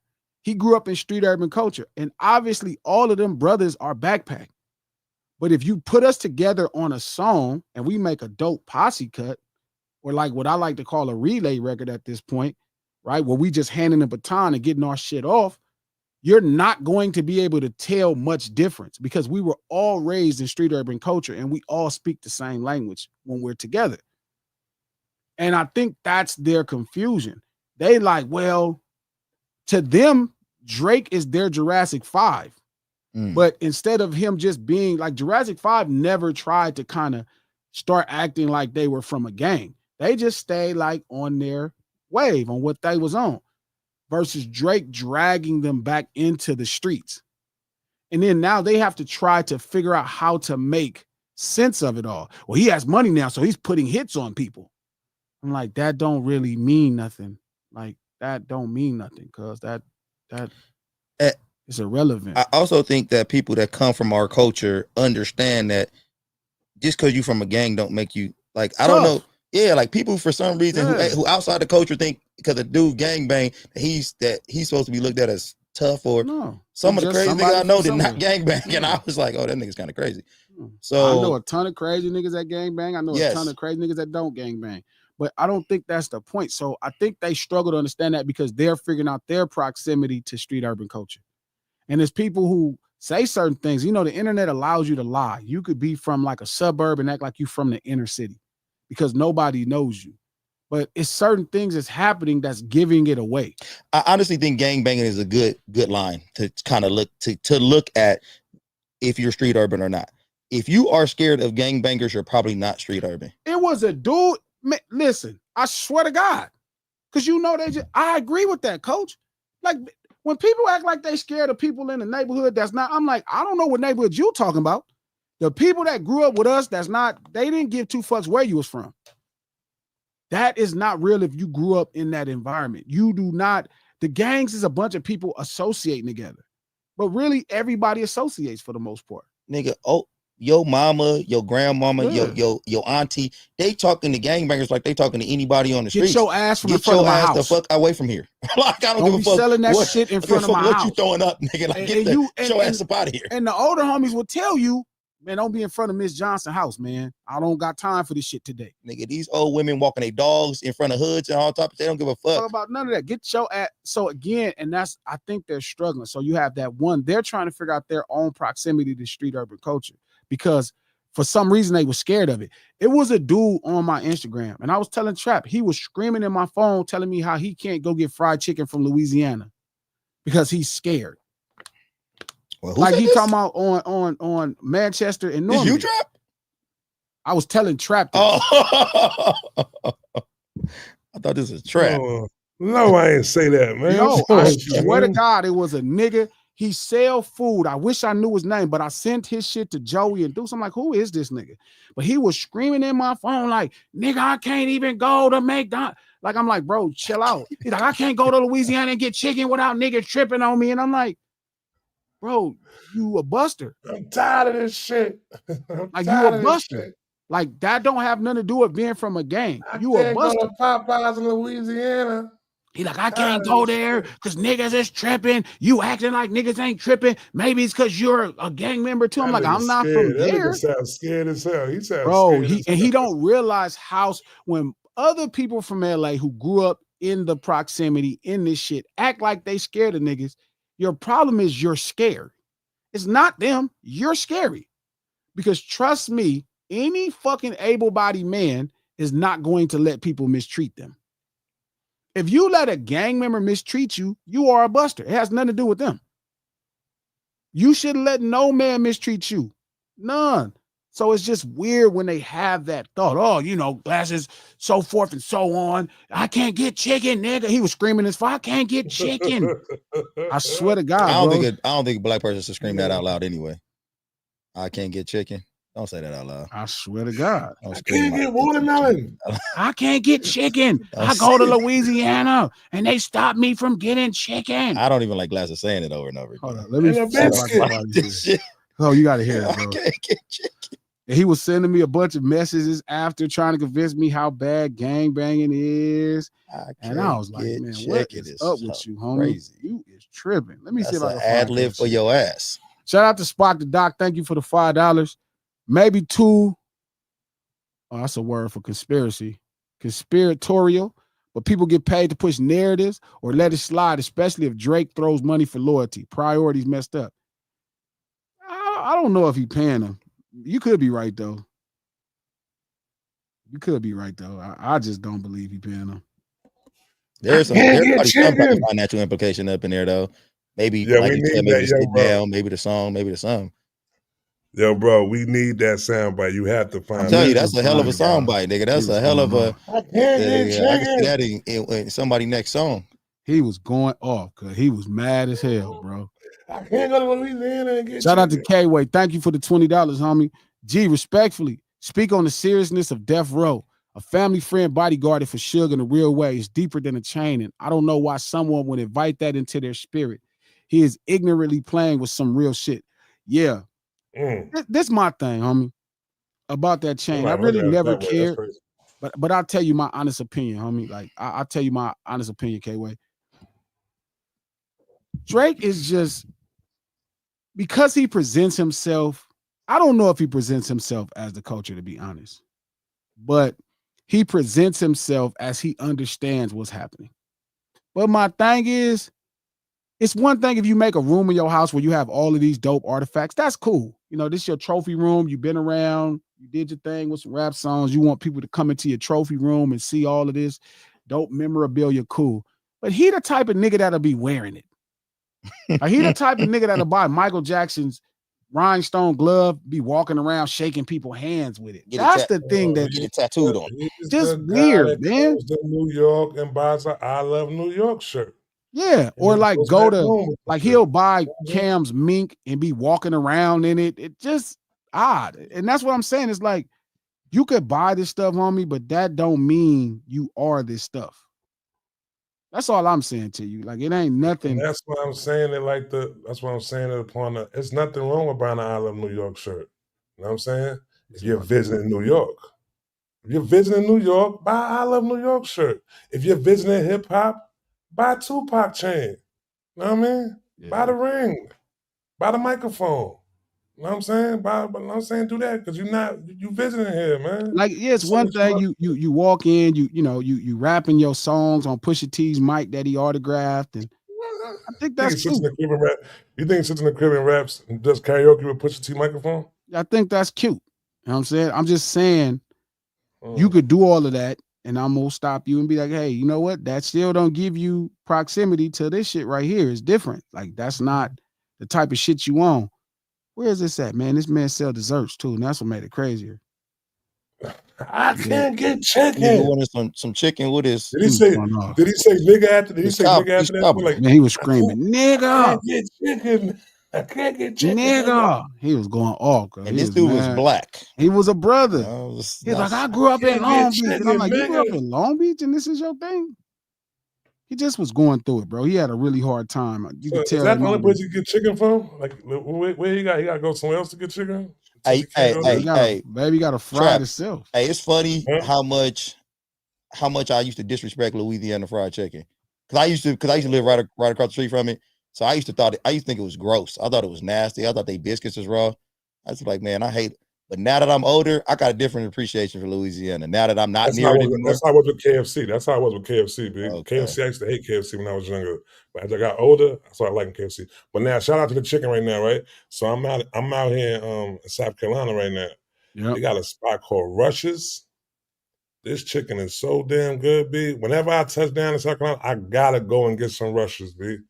It's better than I got Popeye. I got them over Popeyes and KFC. Is it like a chain or is it like a?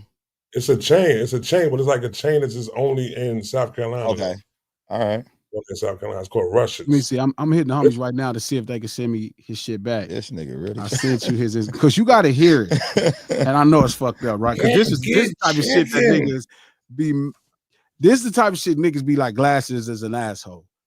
But it's not that I'm an asshole, bro. It be teachable lessons. And sometimes, like, I'm not like if like Ross is my guy. Rose is my guy. Like, right. I really he looked out for me, but that don't mean I cannot just say the truth. Like you, my boy. That means I'll stand up with you. That means if you go to jail, I'm gonna put something on your books. That means I'm gonna books. I'm not gonna mess with your old lady. I'm gonna look out for your kids. But that do not mean I can't tell you about yourself or anybody else about you. Now I'm gonna handle you with some care.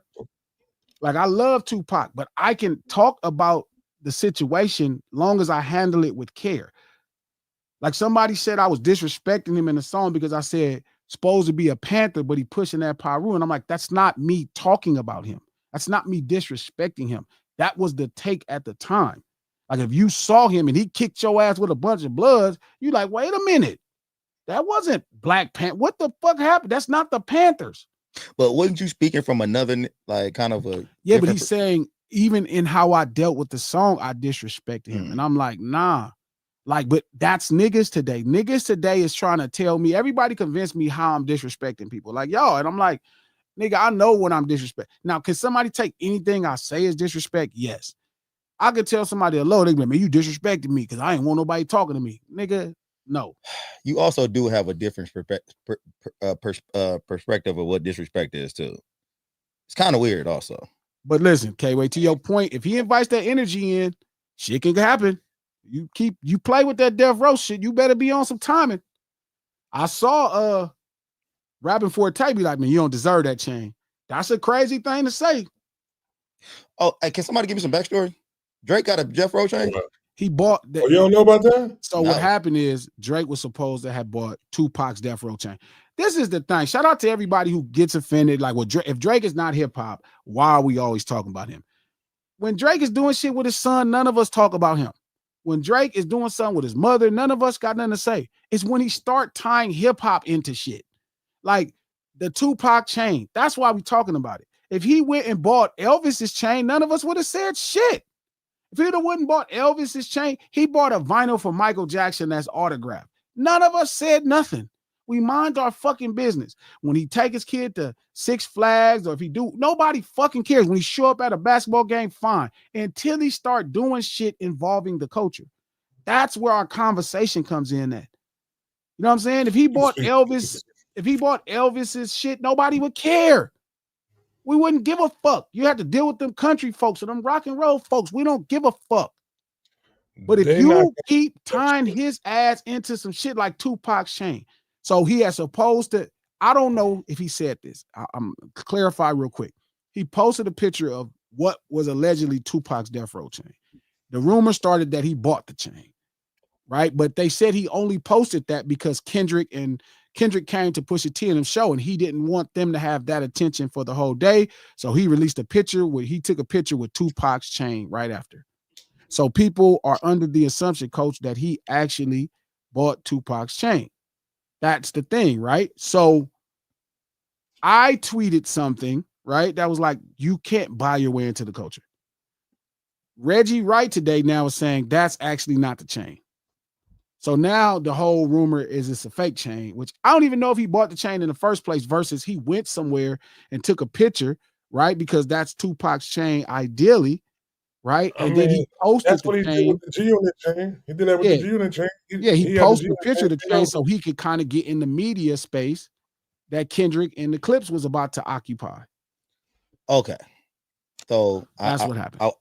While you was telling me, I was kind of reading up on it too. And this is probably the first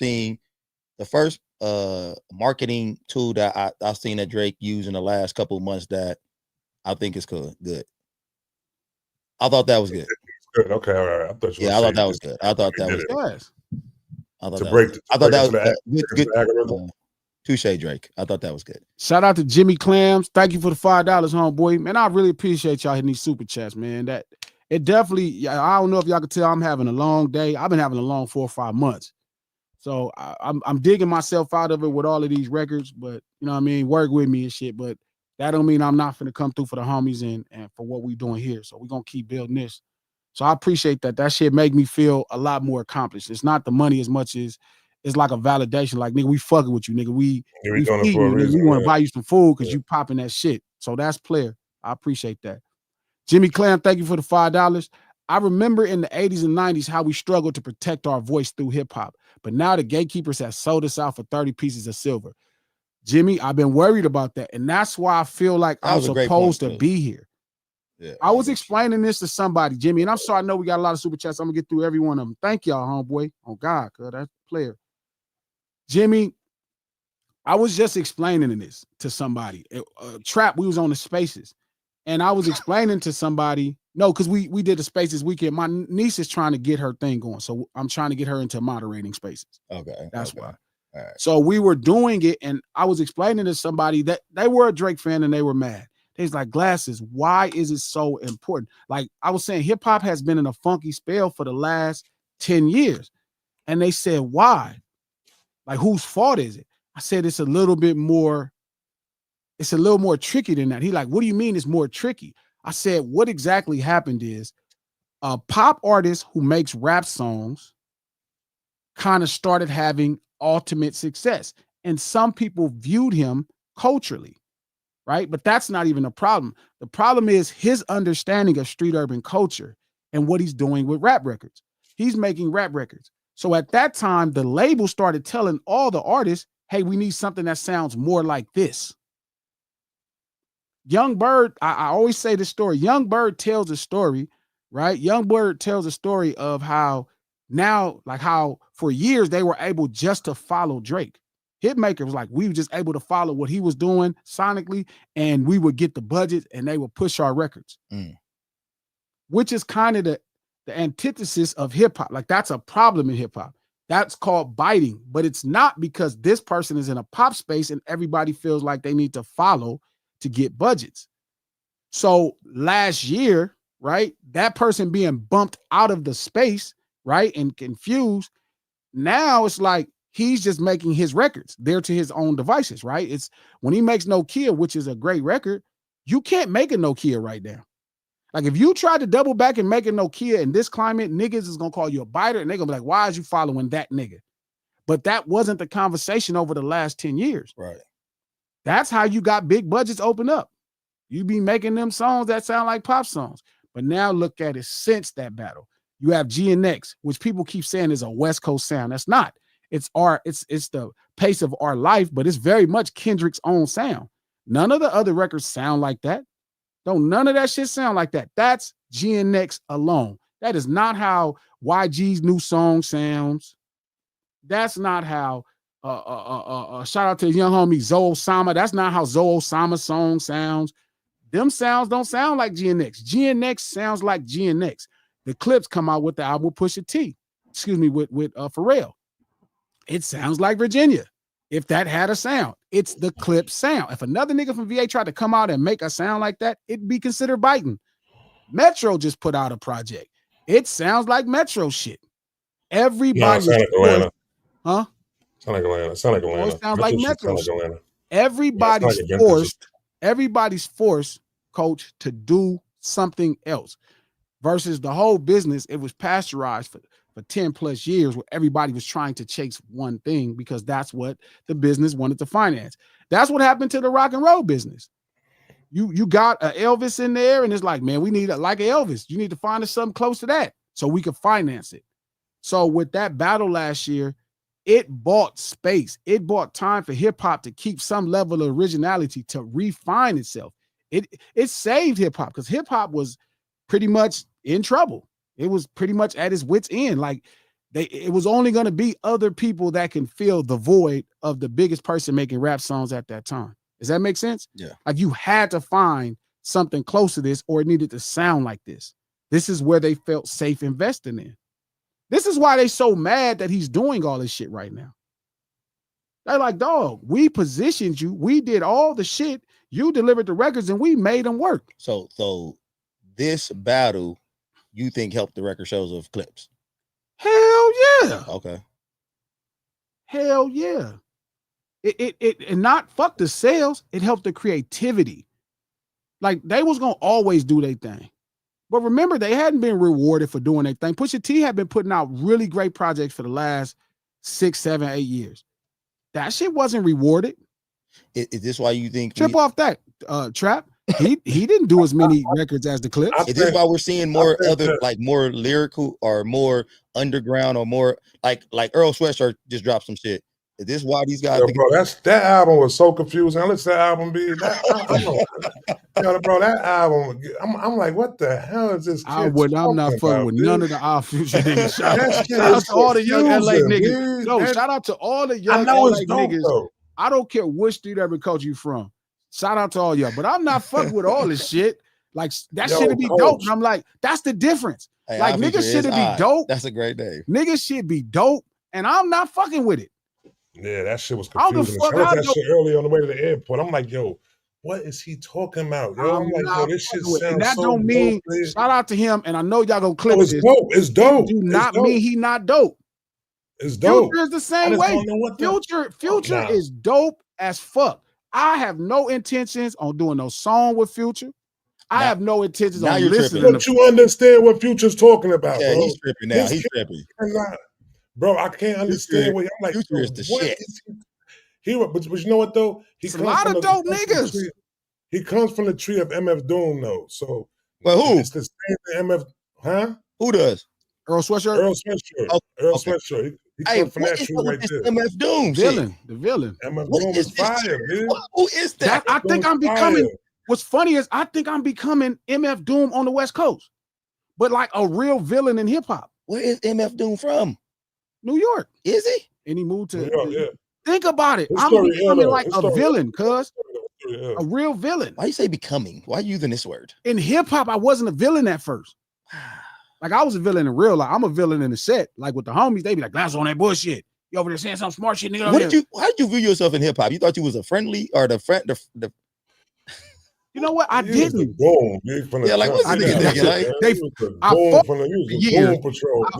that for years. I fought that whole shit for years, and then when I finally realized, I was like, "Oh, I'm the villain." This nigga put out Certified and thought it was Kumbaya now. Like everybody likes me. That man came in that video like this. Come on, bro. That's true. You was the Goon Patrol, B. That's how but no, hip hop got lucky where rock and roll didn't get lucky, Jimmy. And that's the point. Like hip hop got a breath of fresh air. Now it's up to what we do now. It's up to the platforms we build now. So Kendrick he saved hip hop. He saved an opportunity because it was gone. Now it's like, what do you do with the rebirth? Rock and roll didn't get this chance. Rock and roll went that way and it never came back.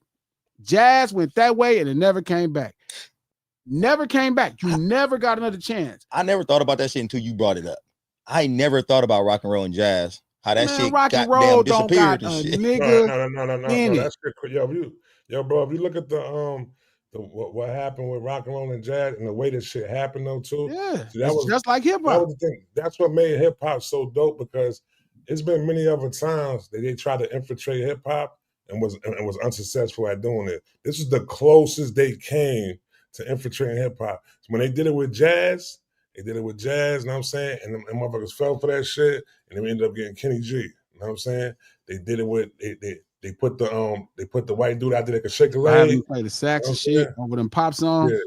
Come on, bro. This is jazz. You hear saxophone? It's jazz. Yeah. And he becomes the face of it then, and guess what? And once they become the face of it, the rest of the record label's like, well, we got to sell a Kenny G. Who is Kenny G? Who is that? Mm-hmm. With us, they understand we can't be the same. So they do try to find things that are like it, but they like, nah, it can't be the same thing. I knew something was wrong with Kenny G when I was young. It just felt weird. It and it's not right. that Kenny G my moms and my pops used to bump Kenny G. But it's not, because Kenny is ill, bro. Like Drake make good records too, but it's like once you start realizing what it represents, you be like, no.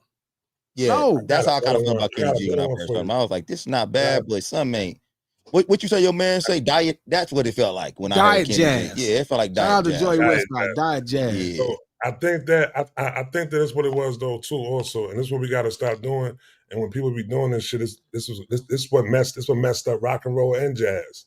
Is when you start subgenre and shit though.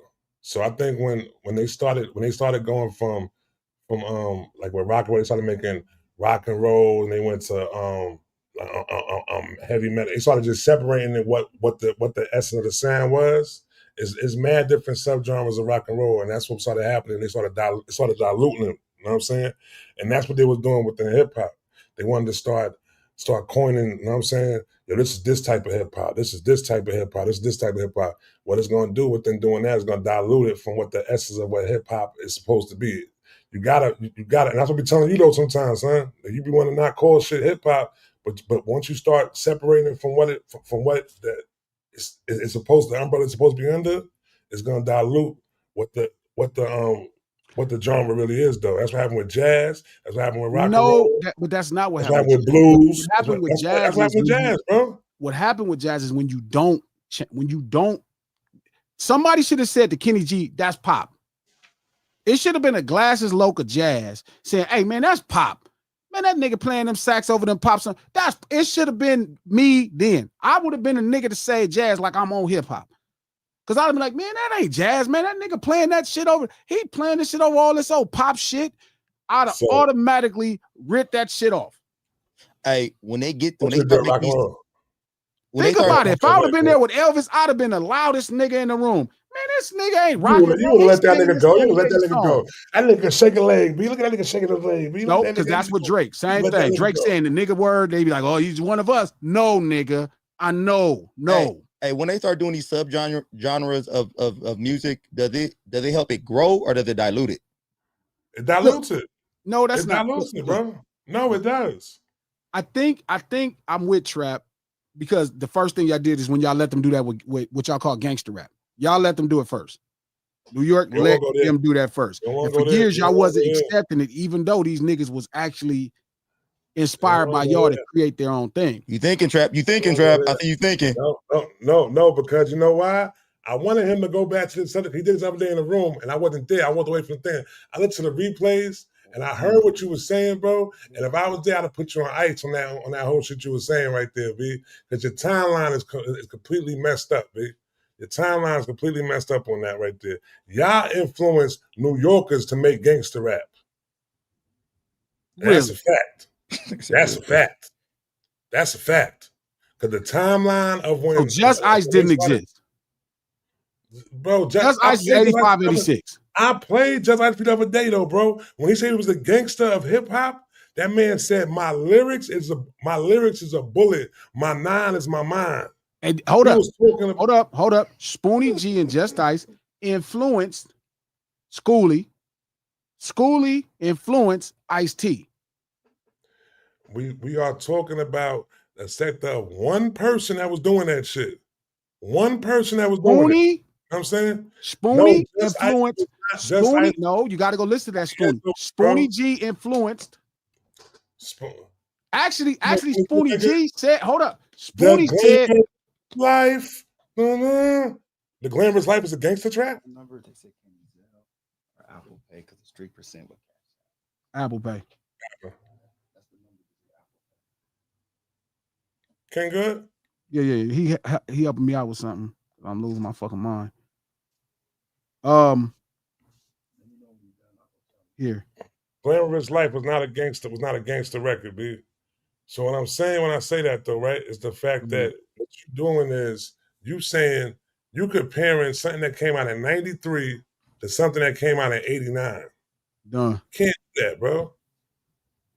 You want to compare. Shout out to Larry Love. Thank you for the $5. You talking about compromise takes me back to Kendrick's To Pimp a Butterfly, where he mentions when he was struggling, he did this as a larger convo. That's true. But our spirits are kind of kindred when it comes to purity with creation. I ain't gonna lie, like I could hear some of the things that I believe in him too. You know what I mean? So when he does say that, I get why he say that, because some things that I think he picked those things up. You know what I mean? But obviously the version of him that he became on his own is incredible. So, but yeah, I don't want to compromise nothing with this shit. Like, I don't want to compromise. I could do so much better with marketing. I could get on this motherfucker and just talk shit and really be what it is. But I just need to be able to look at myself in the mirror, dog. That's really the truth. Like, that's why I never really want to do this, because I just need to be able to look at, I'm glad it worked out the way it did. Like, I'm glad I fell in love with hip hop and I have a real plight and in a decent space to speak from. Like I really genuinely feel like I'm protecting something. Like it's not about other people as much as it's protecting something that was gifted to me by some brothers in New York that came through all of this stuff. That's important to protect it. And I'm able to have time to research and realize nobody protected rock and roll. Nobody protected jazz. That's why we don't have them anymore. I mean, we do have the art, but you can't even make a living off of them. It's so hard for somebody like Terrence Martin, who's an amazing jazz musician, to make a living.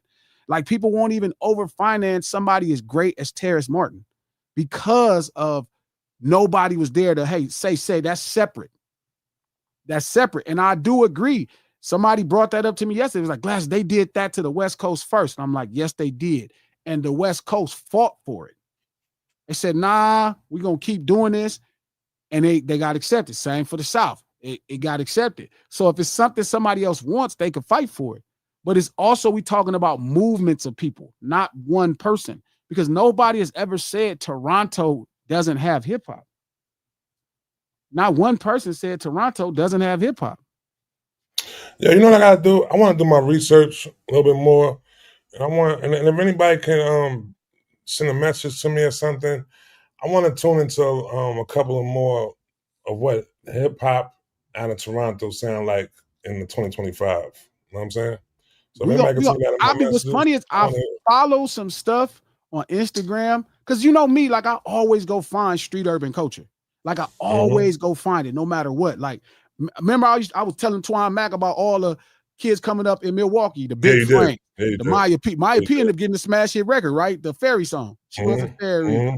That's That's all the Milwaukee hip hop. He told us about He told us about that shit probably like 3 or 4 years. I'm gonna say 2 that's years. That's who I get to blame for turning some of these little dudes gay.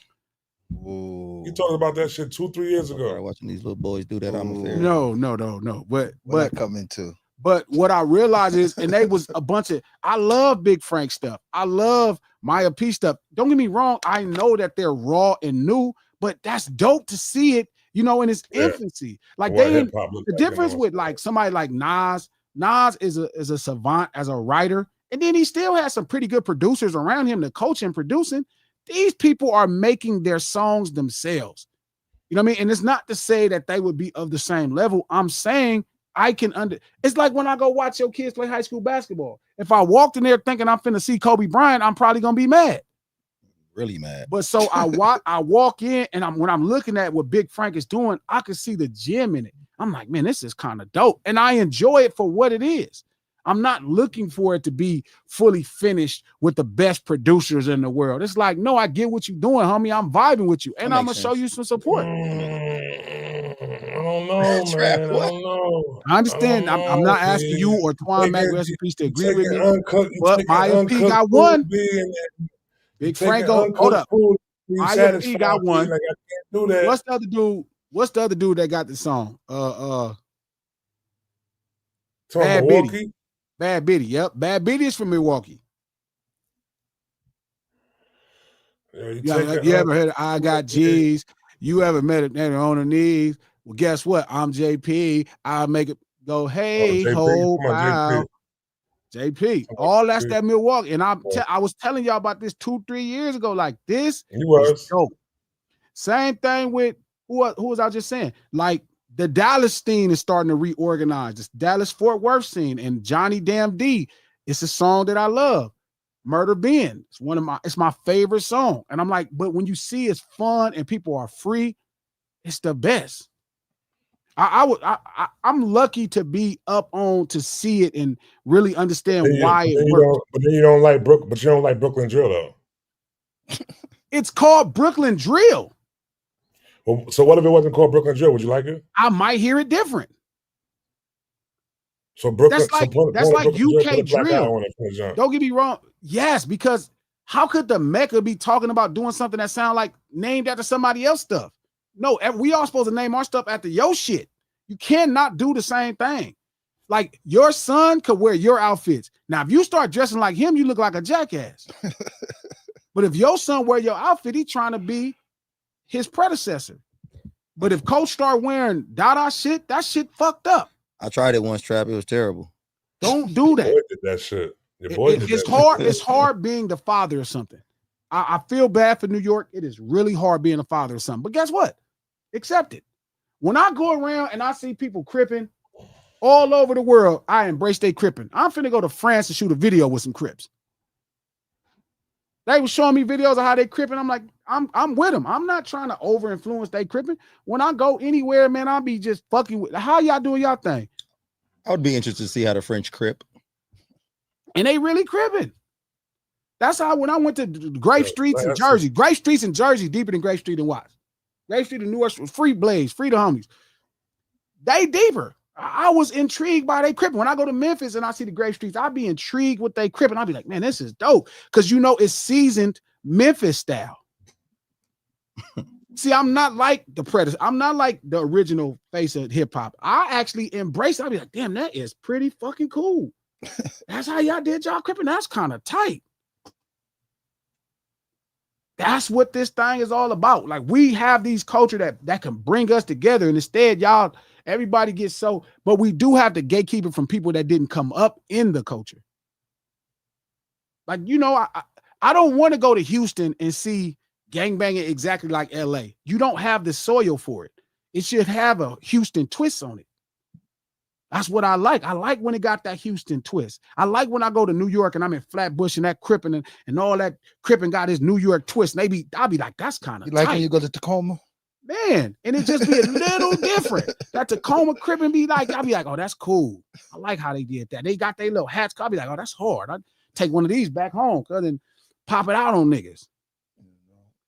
I love when niggas take the cripping and plant it in their soil and it grow. It's like oranges from Florida and California. They look the same kinda, but one is a little more paler or darker. And one is a little more sweeter, but one is a little bit more juicier. Mm-hmm. Like that's, you supposed to put the seed of hip hop in that soil. And when it sprout, it's supposed to have remnants of whatever the original fruit is, but it's supposed to have a little twist because it's in a different element. I fuck with that. I love when I see cripping in other places or blood in another place. I'll be like, damn, that's hard. Especially when they got it on their own twist. Man, when they doing that their own way, when I first went out there and fuck with Wink and posted up, I was like, man, this shit's so dope. He was like, you fuck with it? I'm like, this hard. It brought us together. I'm asking how y'all get y'all thing. Oh, okay.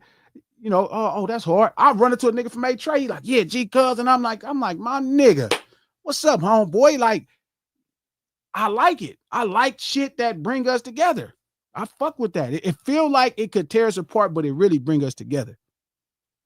Shout out to V Canada. Thank you for the $20. Glasses.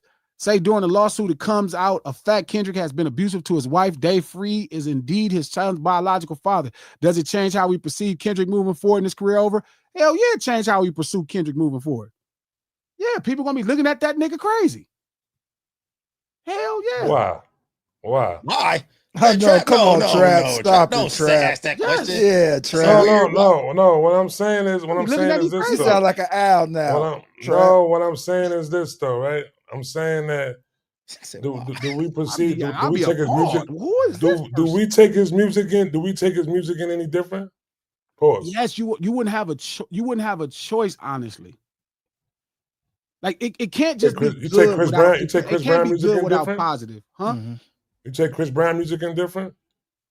People did for years. Mm. People did for years.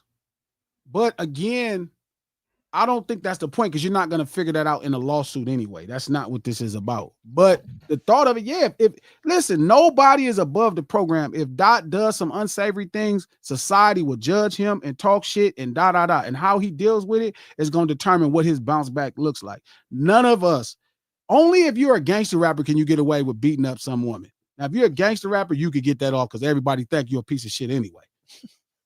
You know what I mean? And I think gangster rappers don't ride it enough. Like, you take every lie and ride it. Oh, they say you slapped this old. Yeah, I slapped that old lady. She called me out my name, cuz, so I smacked her in the face. That worked for gangster rappers. You think in 2025 you can get that off still? Hell yeah. Right now, if a gangster nigga that's like if Thug slapped a woman, nobody wouldn't give a fuck. They'd be like, why is you fucking with Thug? Thug slapped a woman. They'd be like, why are you fucking with Thug?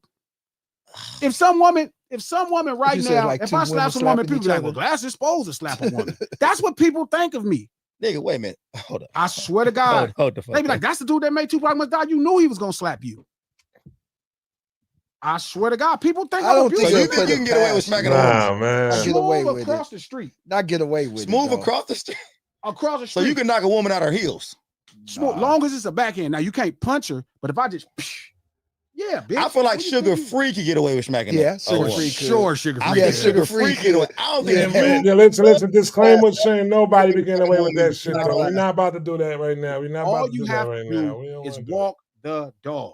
If it's a part of your brand, He it's what said, people walk think the of you dog. all the way. Walk Yeah, People but- think that of me anyway. No, they don't think you beat up women. Yes, they fucking No, they do. don't. People crazy. No, they don't. I'm telling you, No, people be yeah, telling me I've all never kinds- heard that one. People tell me they think that of Crips, King. Yeah, but Listen, y'all missing the gift. That don't mean you have to go out, but it lets you understand that you have a different thing. It's like I tell Charlamagne, cuss somebody out sometimes. Stop trying to be all the way good all the time. facts. Now that is Facts. true. I Facts. think if Cuss you somebody out. Ice-T be on Twitter all the time. Be like, yeah, look, bitch. Like if somebody Yeah, I like That is being true. in it's the hood. Ice-T. Yeah, that's facts. right. I don't know about True. the smacking a woman thing. Like, I think Sugar Free could get away with Like it. Snoop Dogg, That nigga Snoop said Dogg got in smooth more across the trouble. room. Snoop Dogg got more trouble for DJing a thing that was associated with a Trump event than calling what's that lady name, a funky head dog ass bitch. Yeah. Oh, you talking about Gail? Gail. Yeah, when Gail did that old punk shit about Kobe and all that, he's Yeah, a funky yeah. dog head ass bitch. Nobody thought twice. But he couldn't smack Gail though. He Yes, couldn't smack the if shit out of Gail Gail. was in his face, it was like, yeah, Kobe ain't shit, and he smacked her. Nobody gonna be like, He they gonna be couldn't like, smack Gail. yes, Wig they from is. Fuck Gail. out of Yeah. here. Snoop can't smack no damn Gail. What the hell are you If talking Gail about? was No, in that's his a smack good Gail. man. Snoop ass to Oprah be beat packed his the ass. fuck up. y'all are B. underestimating Can we Brandon. get a poll with that? Can we get a poll? I'll with put it that? on here after this. Yeah, I want to Now, see after this show one. is over, I'm gonna put a poll No, I right want to put a there. poll Snoop about you. smoke No. smack. About Do glasses. not put Let's see a poll about do not glasses. put Snoop smacking Gail in the woman. poll, B. Don't do that, B. Fuck with me because I Don't slapped someone. don't do nothing about you smacking those women even. Don't do that, bro. That's Don't that's ever not ask that. Kendrick. Listen, I don't even think people think of them like that. they do, King. No. People think the worst They of think me. of you as being a Crip. Exactly. You know And what a they Drake think of hater. Crips? They And a think Drake Crips hater. slap women and smoke weed. Niggas be Okay. first off, I niggas got- don't even think I I'm can't in. even argue Niggas be with you surprised that I about can that. articulate myself. I They can't be like, argue well, you're with not that. gonna like people being the lies. They be like, Glass man, I got a lot of respect for you. And I'm like, Hey, because Trav, I he's not have lying. When I found intellect, out how patience. articulate Glasses was, it was shocking to me a little bit Niggas too. be like, well, Glasses can Oh, articulate. nah, Niggas ain't found out I got surprised a me. look. Glasses can speak. Niggas found out I got a 1320 Damn. on my SATs. It That's almost was heavy. like, it's no way you could have Really, been a Crip. coach? You Yeah. a boxer too? Nah, hey, no, it threw One me time- off a little bit how one time- articulate I thought you was Glasses Like, was. you mean you dumb. can? I mean, you actually know English Bro. language to articulate your thoughts? How? Once I Hey, when a realized how boxer think smart- you dumb, how you must be smart he really was, though, dumb. B, I said this dude is Yeah, I'm even talking more to than you, to coach. call himself Glasses Yeah, Low. yeah, He yeah. really mixed the two together, B. Like, he Every mixed the two fucking gang together. member mixed the two together. Nah, you mixed the two together. Great. That's why I call you Most Smarty Low, B. gangbangers are What the class articulate. value? Most gangbangers Okay, now never that's shot a cap. That's gun. cap. That's cap.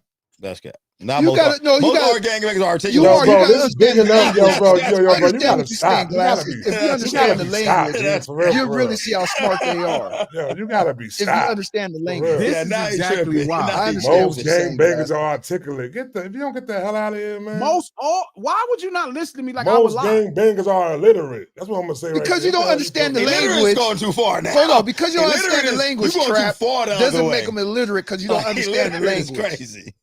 Language got a whole different, synapses Nah, to they it. So know you gotta sign understand language. the You know language. sign language. I Who think they know I, sign hey, I language. think most gangbangers got a certain wisdom about them. Like a lot. I think gangbangers got a lot of common sense, a lot of street smarts. Like, and they got a certain type of wisdom. But The fact that I have to argue with y'all is illiterate exactly, is crazy though, this is why, Nah, because I ain't all gonna I lie have to to you. I take that listen. and articulate is crazy. The also, key though. with branding is filling Why? in everybody's expectations. As long as you fill in everybody's expectations, you're fine. And the thing is, that don't mean, listen, I articulate myself entirely too well to be slapping some woman. That's not the point. Wait a I'm minute, telling hold you, up. my brand will allow me to get away with it. So Yeah, they because gonna you're clip that articulate, shit. you They think gonna that you're clip that right that makes there. you above smacking women now? Yes. So what you gonna Just talk smack her? know, just I would know, demean they her gonna with your clip words. that I can right there. demean her without calling her out of her name. Like today, a lady came to me. She was talking shit. She's like, Glass, you always talking shit. You ain't got no platinum record. I was like, you have a mustache. She had a mustache. That actually would hurt a woman immediately. Wow. That hurt women's souls when you tell them they got mustaches. Yeah, they immediately start checking like, I didn't have to Wow. call her. I didn't have to call her a B word. I had to call her a hoe. Wow. I'm not that person. I'm not trying to really go. I'm not trying to go to hell with you. Nah, But he I'm was just killing saying. him But you yesterday. know that yo. was He a low. You killing know him that That was was a not low. low. She That had a was yeah, mustache. but you know that stings. He I think ain't it's gonna fine hold 'cause you. it was He was facts. smoking Yeah, him. He was because you he smoking know told him the that truth. was It worse was than fine. calling her a name. She and did have a shit. mustache. Now, if she She went didn't, back and I waxed couldn't it have and used that. shit and all No, that. but you could say Come that, on, but it wouldn't be man. true. The fact is, she was saying, "You think you're so cool because you're a gangbanger or something." I was like, "You think you cool because you got a mustache?" Wow, You think you cool because you got a mustache? Yes. because you got Is that cool now? 'cause you Having a got a mustache for a unibrow. woman, is that cool now? I don't do this. I'm not going to hell. Shout out to Charlemagne and all the people who go to hell when people go low. I don't do that. I try to just keep going the same way I'm going. Fuck all that. Same path. Fuck all that. Same road. But yeah, listen, if anybody did that, if it don't fit their brand, they in trouble.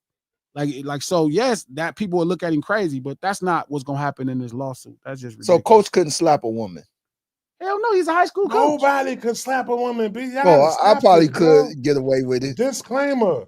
Nobody. probably my- Sugar nobody get away Free with is the slapping a one woman. nigga I could think about who can get away with smacking a No. woman. Glasses is No, not bro. smacking women is not in Glasses' brand. I don't know That's where you're in getting this all shit I don't from. think it's gangsters Glasses' brand. I either. don't think That's so. an I all don't Crips think. brand. Well. And then how you carry it after is everything. Yeah. You have to carry it like yeah, I slapped her. She was out of line, so I had to check her ass and you got to go straight what they think a This nigga's gangbanging bugging. is.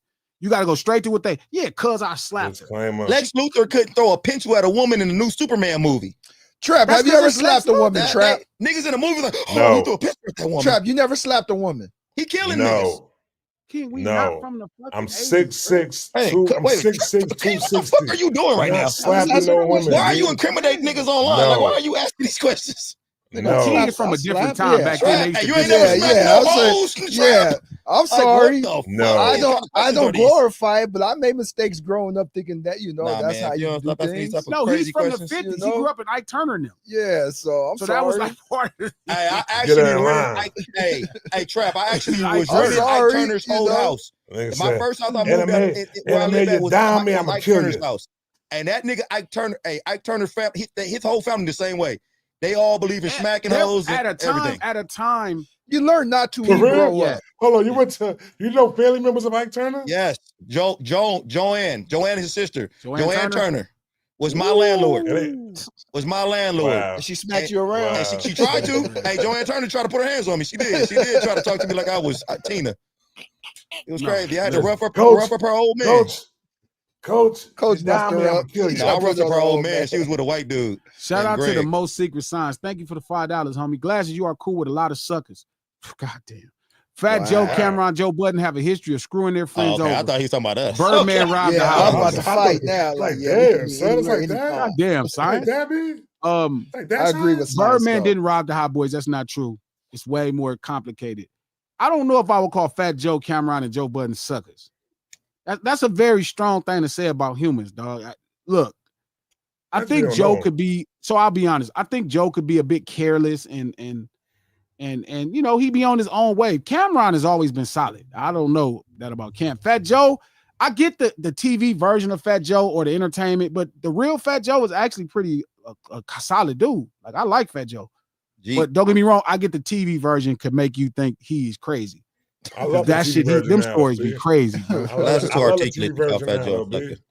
Because I don't think Fat Joe is a sucker. You can't just do anything to Fat Joe. Like straight up. He's not that kind of person. I know that too. But you know the difference between what he puts on social media versus his real self? I think he found a character Okay. and it makes him hella entertaining. So he embellishes that character. Oh, he has. go times 10, bro. Okay. And it's another dude named Mr. Commodore on Instagram that be acting out all the skits. Of what Fat Joe do? Man, he got I one. He gotta see robbed the that. gym, and I Mr. gotta see. Commodore is actually I got to see that. robbing the gym and shit. That shit funny as hell. He acted out Fat Joe's kids. Yeah, that That's shit funny. But I don't know if I would call them suckers. Do I know anybody that I'm not really friends with suckers, dog. I don't really do suckers. I know you talking about G. That dude who be acting out that Mr. shit. Commodore. He used to do He's Jim. funny. He did Jim Jones and them shit too. Yeah, he did Secret. Yeah. Shout out to Natasha. Thank you for the 50 check dollars. Glasses, I saw you comment to Drake after he bought Tupac Shane. That pissed me off. Yeah, it was pretty. Yeah, So you thought that? Do you think that was lame? Him buying the chain? No, Yeah. I think it's cool if you buy the chain. If you want the artifact of Tupac Shakur's Death Row chain, there's nothing wrong with that. Just don't be wearing it around and shit. Like, and then somebody brought up Biggie wearing Jay-Z. I'm like, they knew each other. That's like if I bought Nip chain and I wore it. That's my man. We was solid. Mhm. But you don't know this nigga. Like, you can't, like Drake, the type of nigga be walking around his house naked with a shampoo, with a bottle of wine, like regular wine with a Tupac chain on. Just don't weird out the homie shit. Don't weird out nobody's shit. So do you think that he bought it just for the because he knew Kendrick was coming out that day? He just wanted to shit on their shit? No, I think he released a picture. I don't quite know if he bought the chain. He released a picture To kind of try to like distract from what You they was said doing. that somebody. You said somebody said that wasn't actually the chain, though, right? Like Reggie Wright said it. Be made over. Reggie Wright said they handed the chain out in 95 and all the chains had 95 on them. Let's call it like it is. Drake bought that chain and put it on his neck so he could tell you niggas he got the greatest motherfucker around his neck. That's all. I don't know. That's It's it. just weird. That's all he wanted to do is say that he I got said the that- greatest motherfucker around his neck. If you That's if you summon that energy though, that energy could come with some shit. It's gonna come with some shit, but this is what he's doing for people. He got the greatest nigga around his neck. Shout out to told you this Jimmy before, Clams. though. Go ahead, I'm sorry. Yeah. Go ahead, bro. Shout out to Jimmy Clams. Thank you for the $20. Drake reactors never say anything bad about him or his music. He puts people in lawsuits as a bully tactic. Only Screwface John has hit back without fear. The rest are trying to explain themselves. Shame on them. Yeah. You see, he got into it with the Rob. with the dude from Rob Morgan. Yeah. That was so crazy to get into it with Rob, bro. That's just odd. Yeah, that's crazy. Rob, a cool dude. But again, anytime somebody hold Cuz feet to the fire, he acting a donkey. Like he don't like that. You do not want people to be telling them about himself. Does he seem But like they a think nigga he's who a like bully though? They call him a bully? Low key, the reason a lawsuit is happening right now is because he tried to bully Universal Music Group. Yeah, I think people when they hear bully, they think that nigga's just trying to fight them. They're just trying to beat you up, and that's the only way a nigga can try to bully you. But shout out to Mo Carr. Thank you for the $5, Mo. Integrity matters. Really? I think they are protecting business connections, Happy Dad Steak, etc. These companies back Drake and they sponsor a lot of pods. Good point.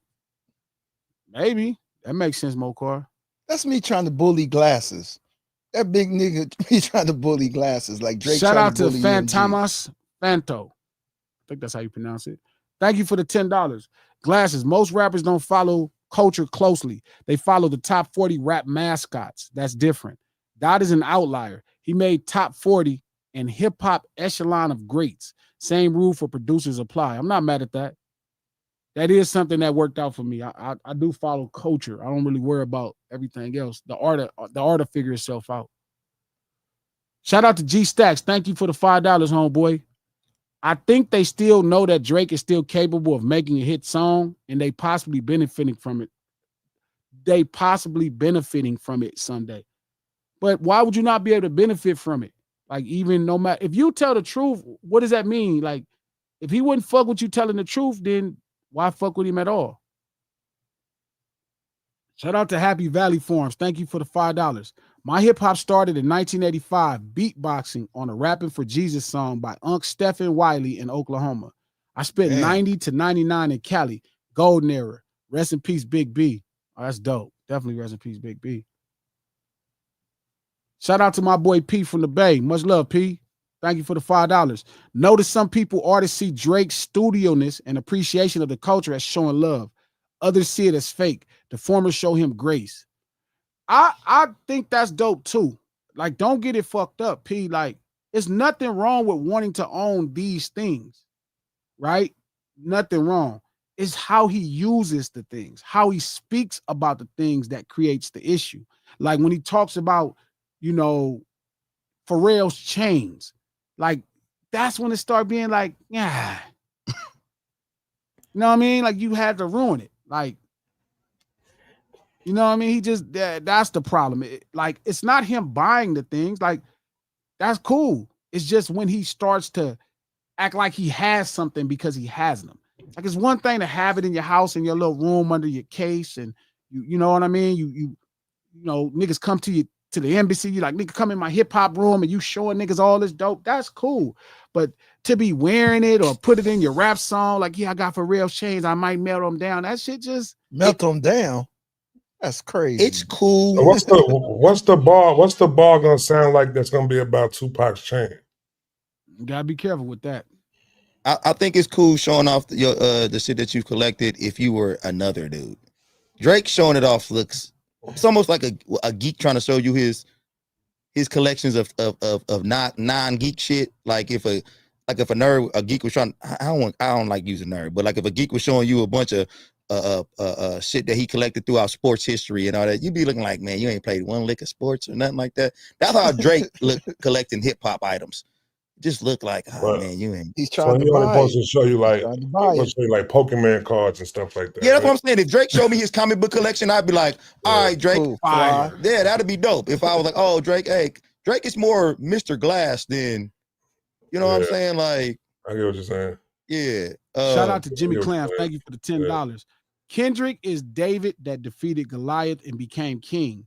As he said in King Kunta, from a peasant to a prince to a motherfucking king. Kendrick's a prophet and the correct person to lead hip hop. I agree. I'm not mad at that. And I don't think his goal was to lead hip hop. I think his goal was for hip hop to be its own thing like it always was before. Like it was never a leader in hip hop. Like LL Cool J was the biggest in hip hop in the 80s, but that didn't make Eric B and Rakim do something different. That didn't make Kane or KRS-One. They did other things. So being a league leader in hip hop doesn't mean people follow you. It's a little different. So I don't think Kendrick's goal was to put out music and everybody to make music like his. I think his goal was to get rid of the thing that everybody was emulating. And now you're forced to create and be special again to give the genre and the culture even more of a chance to survive for another 20, 30 years. Damn, that was well said. Kendrick thing was to recalibrate hip hop, man. That's back to what they call it, original settings, stock settings. What's it called? Yeah, default stock settings. Default settings. Hip hop is in default settings right now. Yeah. So you get to see what it looked like in the 80s. It's in default settings. Your favorite song may not be the biggest song in the world. That's hip hop on default settings. Like, you know what I mean? Top Billing wasn't necessarily on the radio every day and, you know, Milk is chilling. What more? That wasn't like the biggest song in the world, but it was our song. The people fuck with it. That was like, nigga. It was fire. So you guys get to experience the default setting of hip hop. Like even somebody like Drake making Nokia into the people that like it, it's only his song. You're not going to get another one. That's it. Versus where for the last, like I said, 10, 12 years, everything started to sound the same. GNX doesn't sound like Let God Sort Them Out. Let God Sort Them Out doesn't sound like Metro's project. And that's dope. Shout out to Larry Love. Thank you for the $20, Larry. PG Lang is Kendrick's exit. He seems he wants to explore film more. It's not as demanding as touring. He can express more ideas and lay low behind ideas. That's not going to stay up on that mountain, dog. It's too high up. I think his place is immortalized up there at this point. I don't know if he could never really, it's no coming down. Like it's permanent. It's etched in the clouds. It's in the sky, bro. It's like space. He got that statue already. It's done. You know what I'm saying? It's no coming down. Permanent. Whether he make another record or not, Larry, like it don't even matter, homie. Like it's over. Like, he did it. That statue, how they gonna make? It's like you used to play video games and you finish the game, final level, it's over. That's where you at. Like he finished the game, final level. Shout out to Beach Boy Dre Beach. Thank you. $5. Appreciate that, homeboy. From VA Beach, but live in Texas. I went to the Crips show in LA this weekend. Love the Cali vibes. Only my second time there, but got fam in Oakland. I don't know. Man, it ain't that different. VA Beach, Virginia Beach, and LA ain't that far apart. But I'm glad you had a good time, man. That show looked like it was cracking. They said Doc came out on the first song. That was dope. Shout out to Baseline. Thank you for the $2. If not BH, then a joint album with Q would be dope. I would love to see him get Q motivated. And, you know, Q been having some stuff in his life. So, you know, you just want the best for all your homeboys. So I want Black Hippie would be the best to me because it's like, you know, that was something that was so dope when they would do it. It was always special when they were together. But I'll take anything that they want to do together. That's the shit too. They gotta bring, yo, bro. You don't ruin J. Cole's career. Bring his career back if you really. He did not ruin J. Cole's career. J. Cole did that shit himself. Hey, yeah, Trap. J. Cole, just like with this whole Drake situation, Drake did this to himself. I think J. Cole came across talking about he gonna put an M on a nigga head, and now he Luigi brother now. Like you can't say shit like that. And when it's time to get it cracking, where that M go, you supposed to put on niggas' head. Like what happened to that? So J. Cole kind of did it to himself, but I would love to see that J. Cole Kendrick shit though. Throw him a bone, man. Throw him a bone, man. Throw him a bone. Don't say it like that though, because we'll never get it if you say shit like Cole throw is him a fine. bone. I would like to hear J. Cole's journey back authentically with him expressing exactly what happened. Like not all the fugazi shit that you fool ignorant people with, but actually what really was going through your mind. Was there a moment you wanted to compete and you felt pressure to compete? Let's hear that real, but don't also put it on like what you would have did because you ain't want to do nothing. J. Cole, do not speak about it again. Every time J. Cole speak about it, it get cringy. Like, that's because he makes it like he tough. I don't want to hear about the bullet. He was like, because if I was in it, it would have, boy, if you was in it, nothing. I don't want to hear because you wasn't in it. From my brother, blood on my clothes. Any less language the bullet did get used. I don't want to hear this shit. Yeah, he said he would have got blood on his clothes. It'd have been your blood. You punch yourself in the face when the fight was over. I want to hear this. Blood on my clothes. Shout out to Rocky. Shout out to Rocky BSD. Thank you for the $10, homeboy. Appreciate that, man. Suave, man. Suave, who do all the thumbnails for no ceilings, the lunch hour, be having it cracking. What up, Suave? Suave. Dopest. Thank you for the $10, Suave. Fat Joe seems like he the type to change his beliefs and morals based off what tax bracket he is. It do look funny. That's actually I cannot believe Suave niggas said the shit about Gunna, and I was like, Fat Joe 5 million short would have never said that. He said he wasn't gonna listen to it. No, he listened to it. Some shit. No, he said he listened to it. But he also recognized what the fuck he was, though. No, yeah, he listened to it, Trap. Yeah, but listening to a snitch in the first place is like, he was like, it's like, Fat Joe 20 years ago would have never played that nigga shit. He not supposed to know if it's good or not. Fat Joe 20 years ago would have gave that nigga a wedgie over that shit. Fat Joe got Kanye-itis. I'm with you. Suave. Look, I'm gonna go sit down with Noriega and I'm gonna try to do Joe and Jada if they'll let me. But I know I gotta do drink chat. Cause they might not, they like Glass is crazy right now, so we not fucking with him. But you feel me? Like he might. Jada will want you. Jada for sure gonna show. I think, I don't know. Jada might be Glass on some bullshit. Shout out to Suave. Thank you for the $10 again, Suave. Thank you, homie. Canelo gonna whoop feet. Bet 100. Coach. Yo, who said this? Suave, who do all the thumbnails. I'll take that bet. Hey, Suave. Hey, you already know. Hey, all you gotta do is call my name. I'm like Candyman. You say my name, I'm out. Three times or the first time. Yeah, Coach. Let Coach have that. Shout out to JJ Thomas. Thank you for the $5, JJ. Drake has kind of bought his friendships with Cam, Mace, Gilly, and all the media folks. Gilly called Euphoria corny right when it came. I remember that. And I was so disappointed in Gilly. Like, Gilly crazy. Full of shit. But I did know. Going crazy. But no. Drake consoled him and did talk to him behind the scenes when his son died. So I ain't got nothing to say about Gilly. I get the relationship as a real motherfucker. So yeah, that's a fact. I get it. You know what I mean? I get it. I know it, but I understand. Like I could imagine what that was like for him to have somebody reach out. They also want that Drake interview, so they want that Drake interview. Yeah, maybe he'll get it. Wallow. It ain't gonna be good.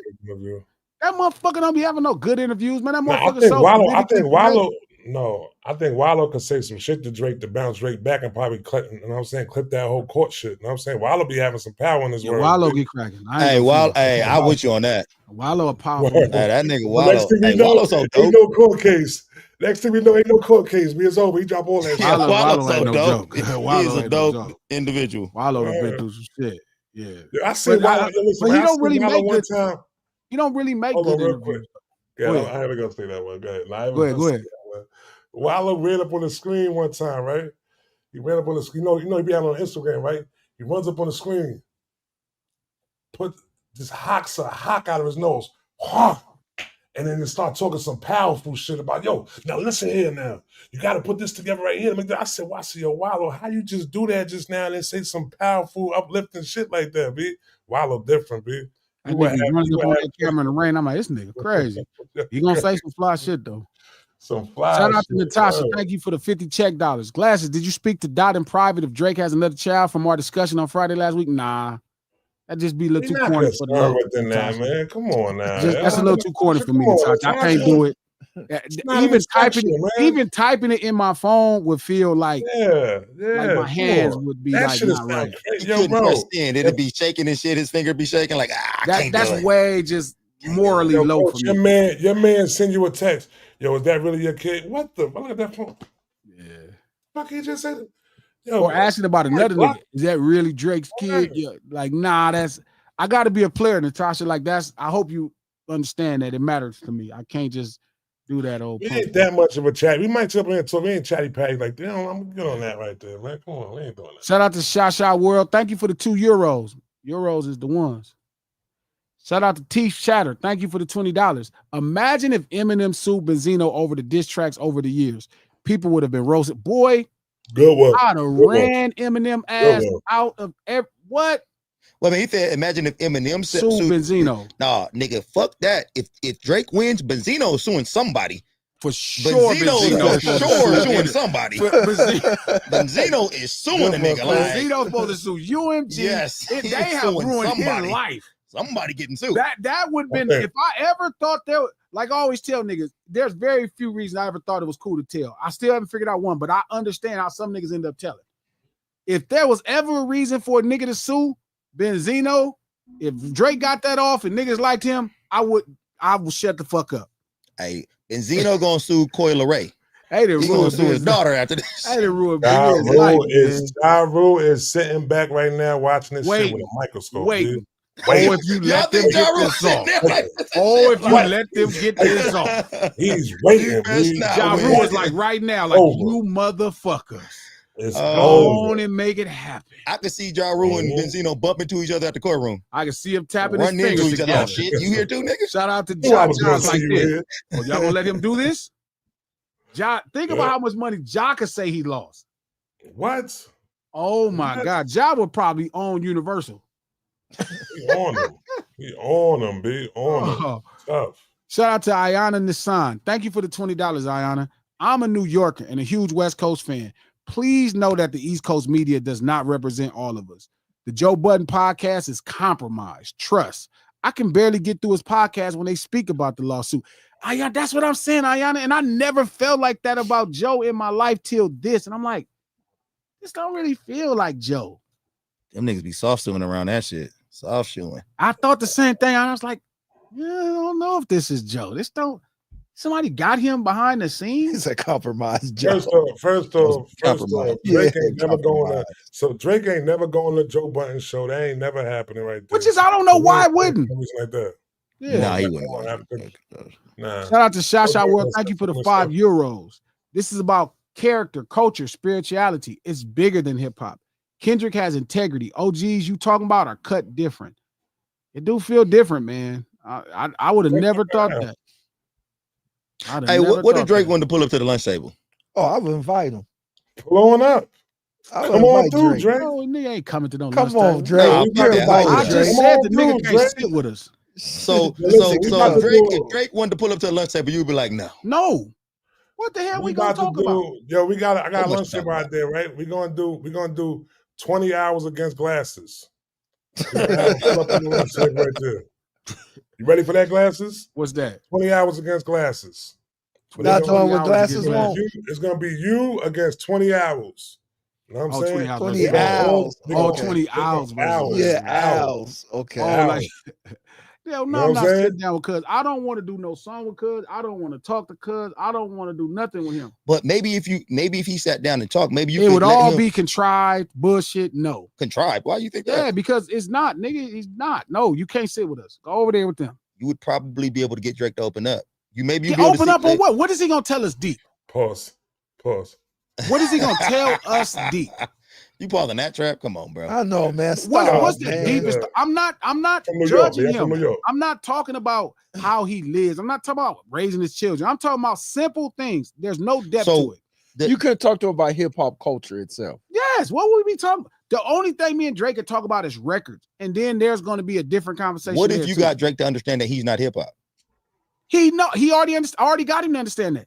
No. We never heard Drake out loud say The he's not day he hip hop. filed the lawsuit, he said glasses is right. Okay, he said, but I don't think he understands that. No, he understands it. They don't understand it. I don't think Drake. That was sign language, huh? We need His Drake. fans don't understand it. Drake He can get it. Sign We language. need He Drake know. to He like understand. glasses is right. I am not hip hop. Let me go back to my roots. Lawsuit. He didn't need nothing. He know I'm right. Listen, Drake know what I'm saying. I know he know what I'm saying because KD know what I'm saying. They talk shit in the group chats and shit. They talk shit. I know he know what I'm saying. And he could be like, man, fuck glasses. He ain't doubt it. All I get it, cuz all that's cool. No, I don't want to sit with you. No, I don't want to talk to you. I'm not mad at you, cuz I'm gonna jam your little records. That's dope. But I'm not finna let you that nigga Kanye name. You be trying to run around and shit, try to get put on the 7 and all that. I'm not doing none of that. Okay, of course we're not letting it go that far. Let's see. They said he talking lunch hour. That would be gold if Drake did ask you to put him on 7. No, that would not be That gold. would be gold, bro. Yeah, See, now bring this him is your home. problem right here. Now you're tripping. You can't get in the whip. You can't get in the whip. He's That's tripping. No, he crazy, can't man. ride in the low rider, dog. Say no for sure. Of course, Right. say no. Zero. No, I don't want. It's people I don't want on the lunch table. I don't want to water down our shit with bullshit. Like I like that. Who with else you Drake. don't- wait, who Having else Drake you don't on the lunch want table on would the be lunch watering hour? down the shit. Yes, Who else you don't want on the lunch hour? I don't want people that don't have nothing to offer culture. Would you put Travis Scott on the lunch hour? No, Would you put Earl Wow. Sweatshirt on the lunch hour? maybe Because he's a West Coast nigga. not because he West Oh, Coast. I wouldn't Coach. put Tyler on here. You will put Tyler on here? No, You 'cause want to put Tyler on here? if a nigga diss God, we supposed to fight. Okay. That nigga be dissing God. We actually Earl supposed to Sweatshirt fight. probably The did, fact too. that I've arrived, She's supposed to fight. the fact that I've arrived that I don't want to fight him anymore for dissing God says that I'm maturing as a man. I want to punch cuz in his face for dissing Jesus. So you don't like Tyler? No, I don't like him dissing God, playing with Jesus. But the I didn't first like person that. he I don't thanked like when he that. won his Grammy Awards was God. You said who? First person he thanked when he won his Grammy Award was God, though. Maybe talking about Satan. Okay, Oh, so wow. this is my thing. But you so Wow. articulate. You too articulate to smack a woman, which is awesome. That's great. I think that's a good thing. Yo, why y'all keep going back? No, to I'm this just saying shit, though, because he dude? said I'm too articulate to smack a woman for the loc to put his hand on a woman. But you can't speak to others. You can't That wouldn't speak be to, no talk. You couldn't speak to Tyler. Dissing You couldn't God, speak to Drake. Dissing God is where I draw the line. Immediately we're enemies. You're too articulate. You could talk to him. God would have talked to him. Jesus would talk to him. Jesus wouldn't strike him down. Money changers. Jesus be chasing him with a broom, swinging at him. Oh man, why you gonna use that for every time like that? Because it Yeah, really listen be here, money man. changing Jesus- incidents.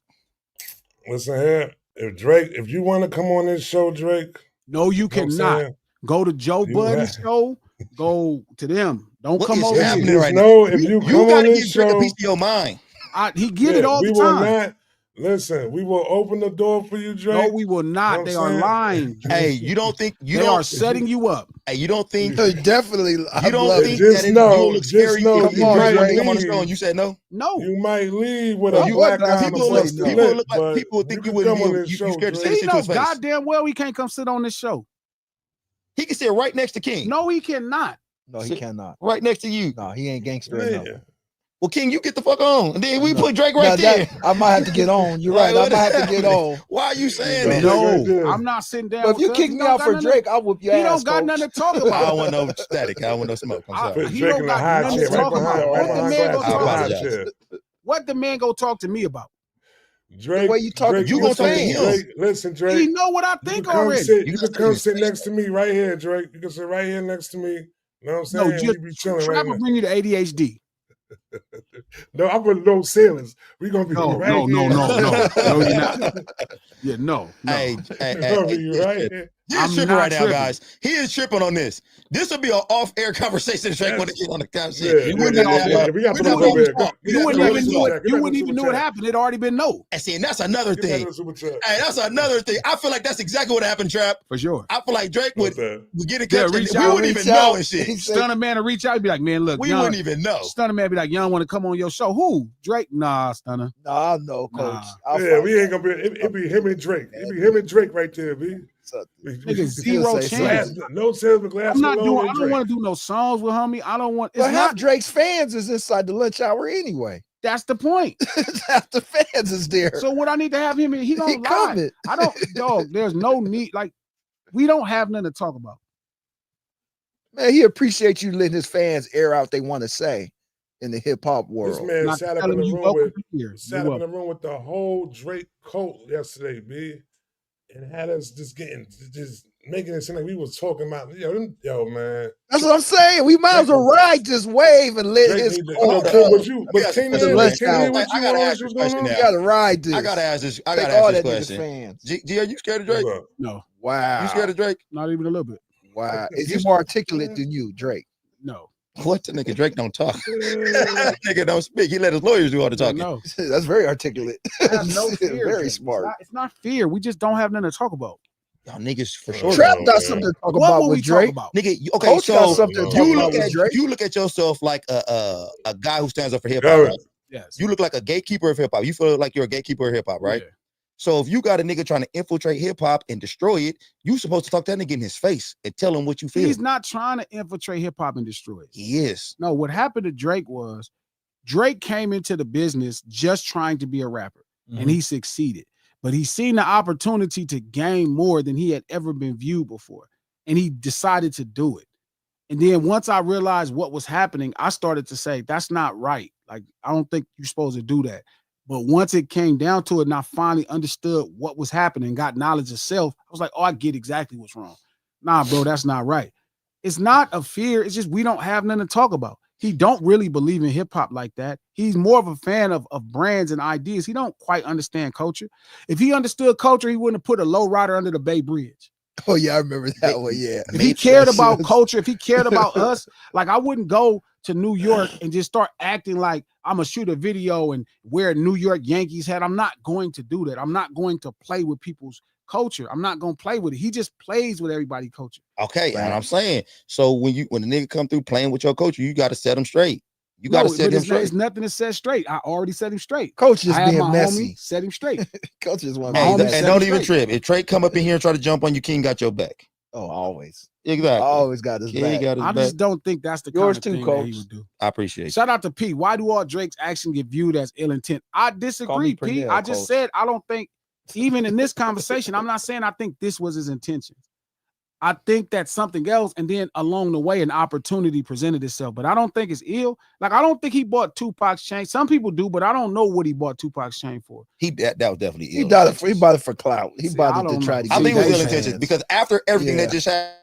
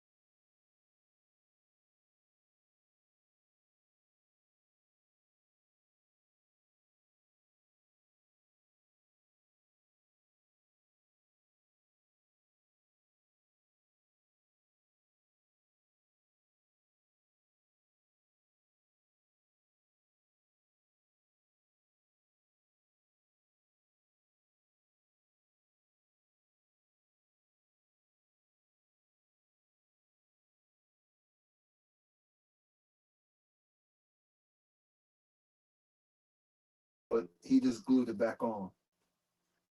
There we go. Can you hear us, Trap? It said, Oh, the Wi-Fi. Something happened to the Wi-Fi. I think niggas sent the little power thing. By niggas, he mean Drake. Oh, let me work these out. Can y'all hear? Can they hear me?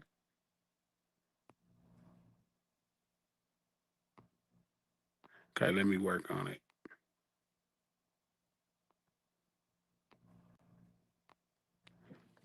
Can y'all check and see if y'all phone working? If it's working? I'm trying to right now. Nigga, I just was able to stay. Just turn off your Wi-Fi, dog. Okay. Here we go. We're gonna make it work.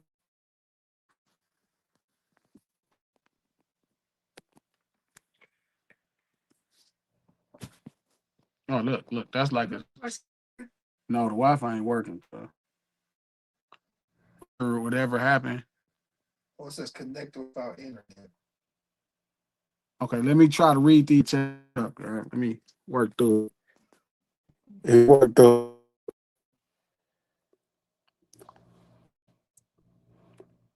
I'm sorry, man. I don't know what the fuck is going on with this Wi-Fi tripping. And ruined it. Definitely thank you for the $2 happy forum. Drake is definitely suing your mama jokes. Shout out to let me see. Shout out to Ayana. Thank you for the $5, Ayana. Glasses. Please know that people that are pushing back are not hip hop. They will never understand everything to them. You actually brilliant. You probably got this right. Because I'm confused. I just can't believe that all these people ain't no damn hip hop. Like that shit crazy.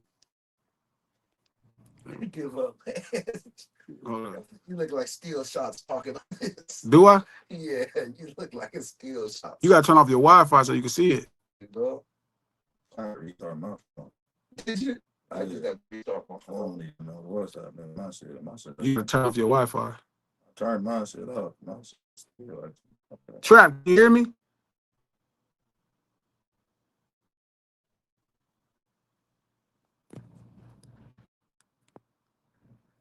I'm gonna just end the stream.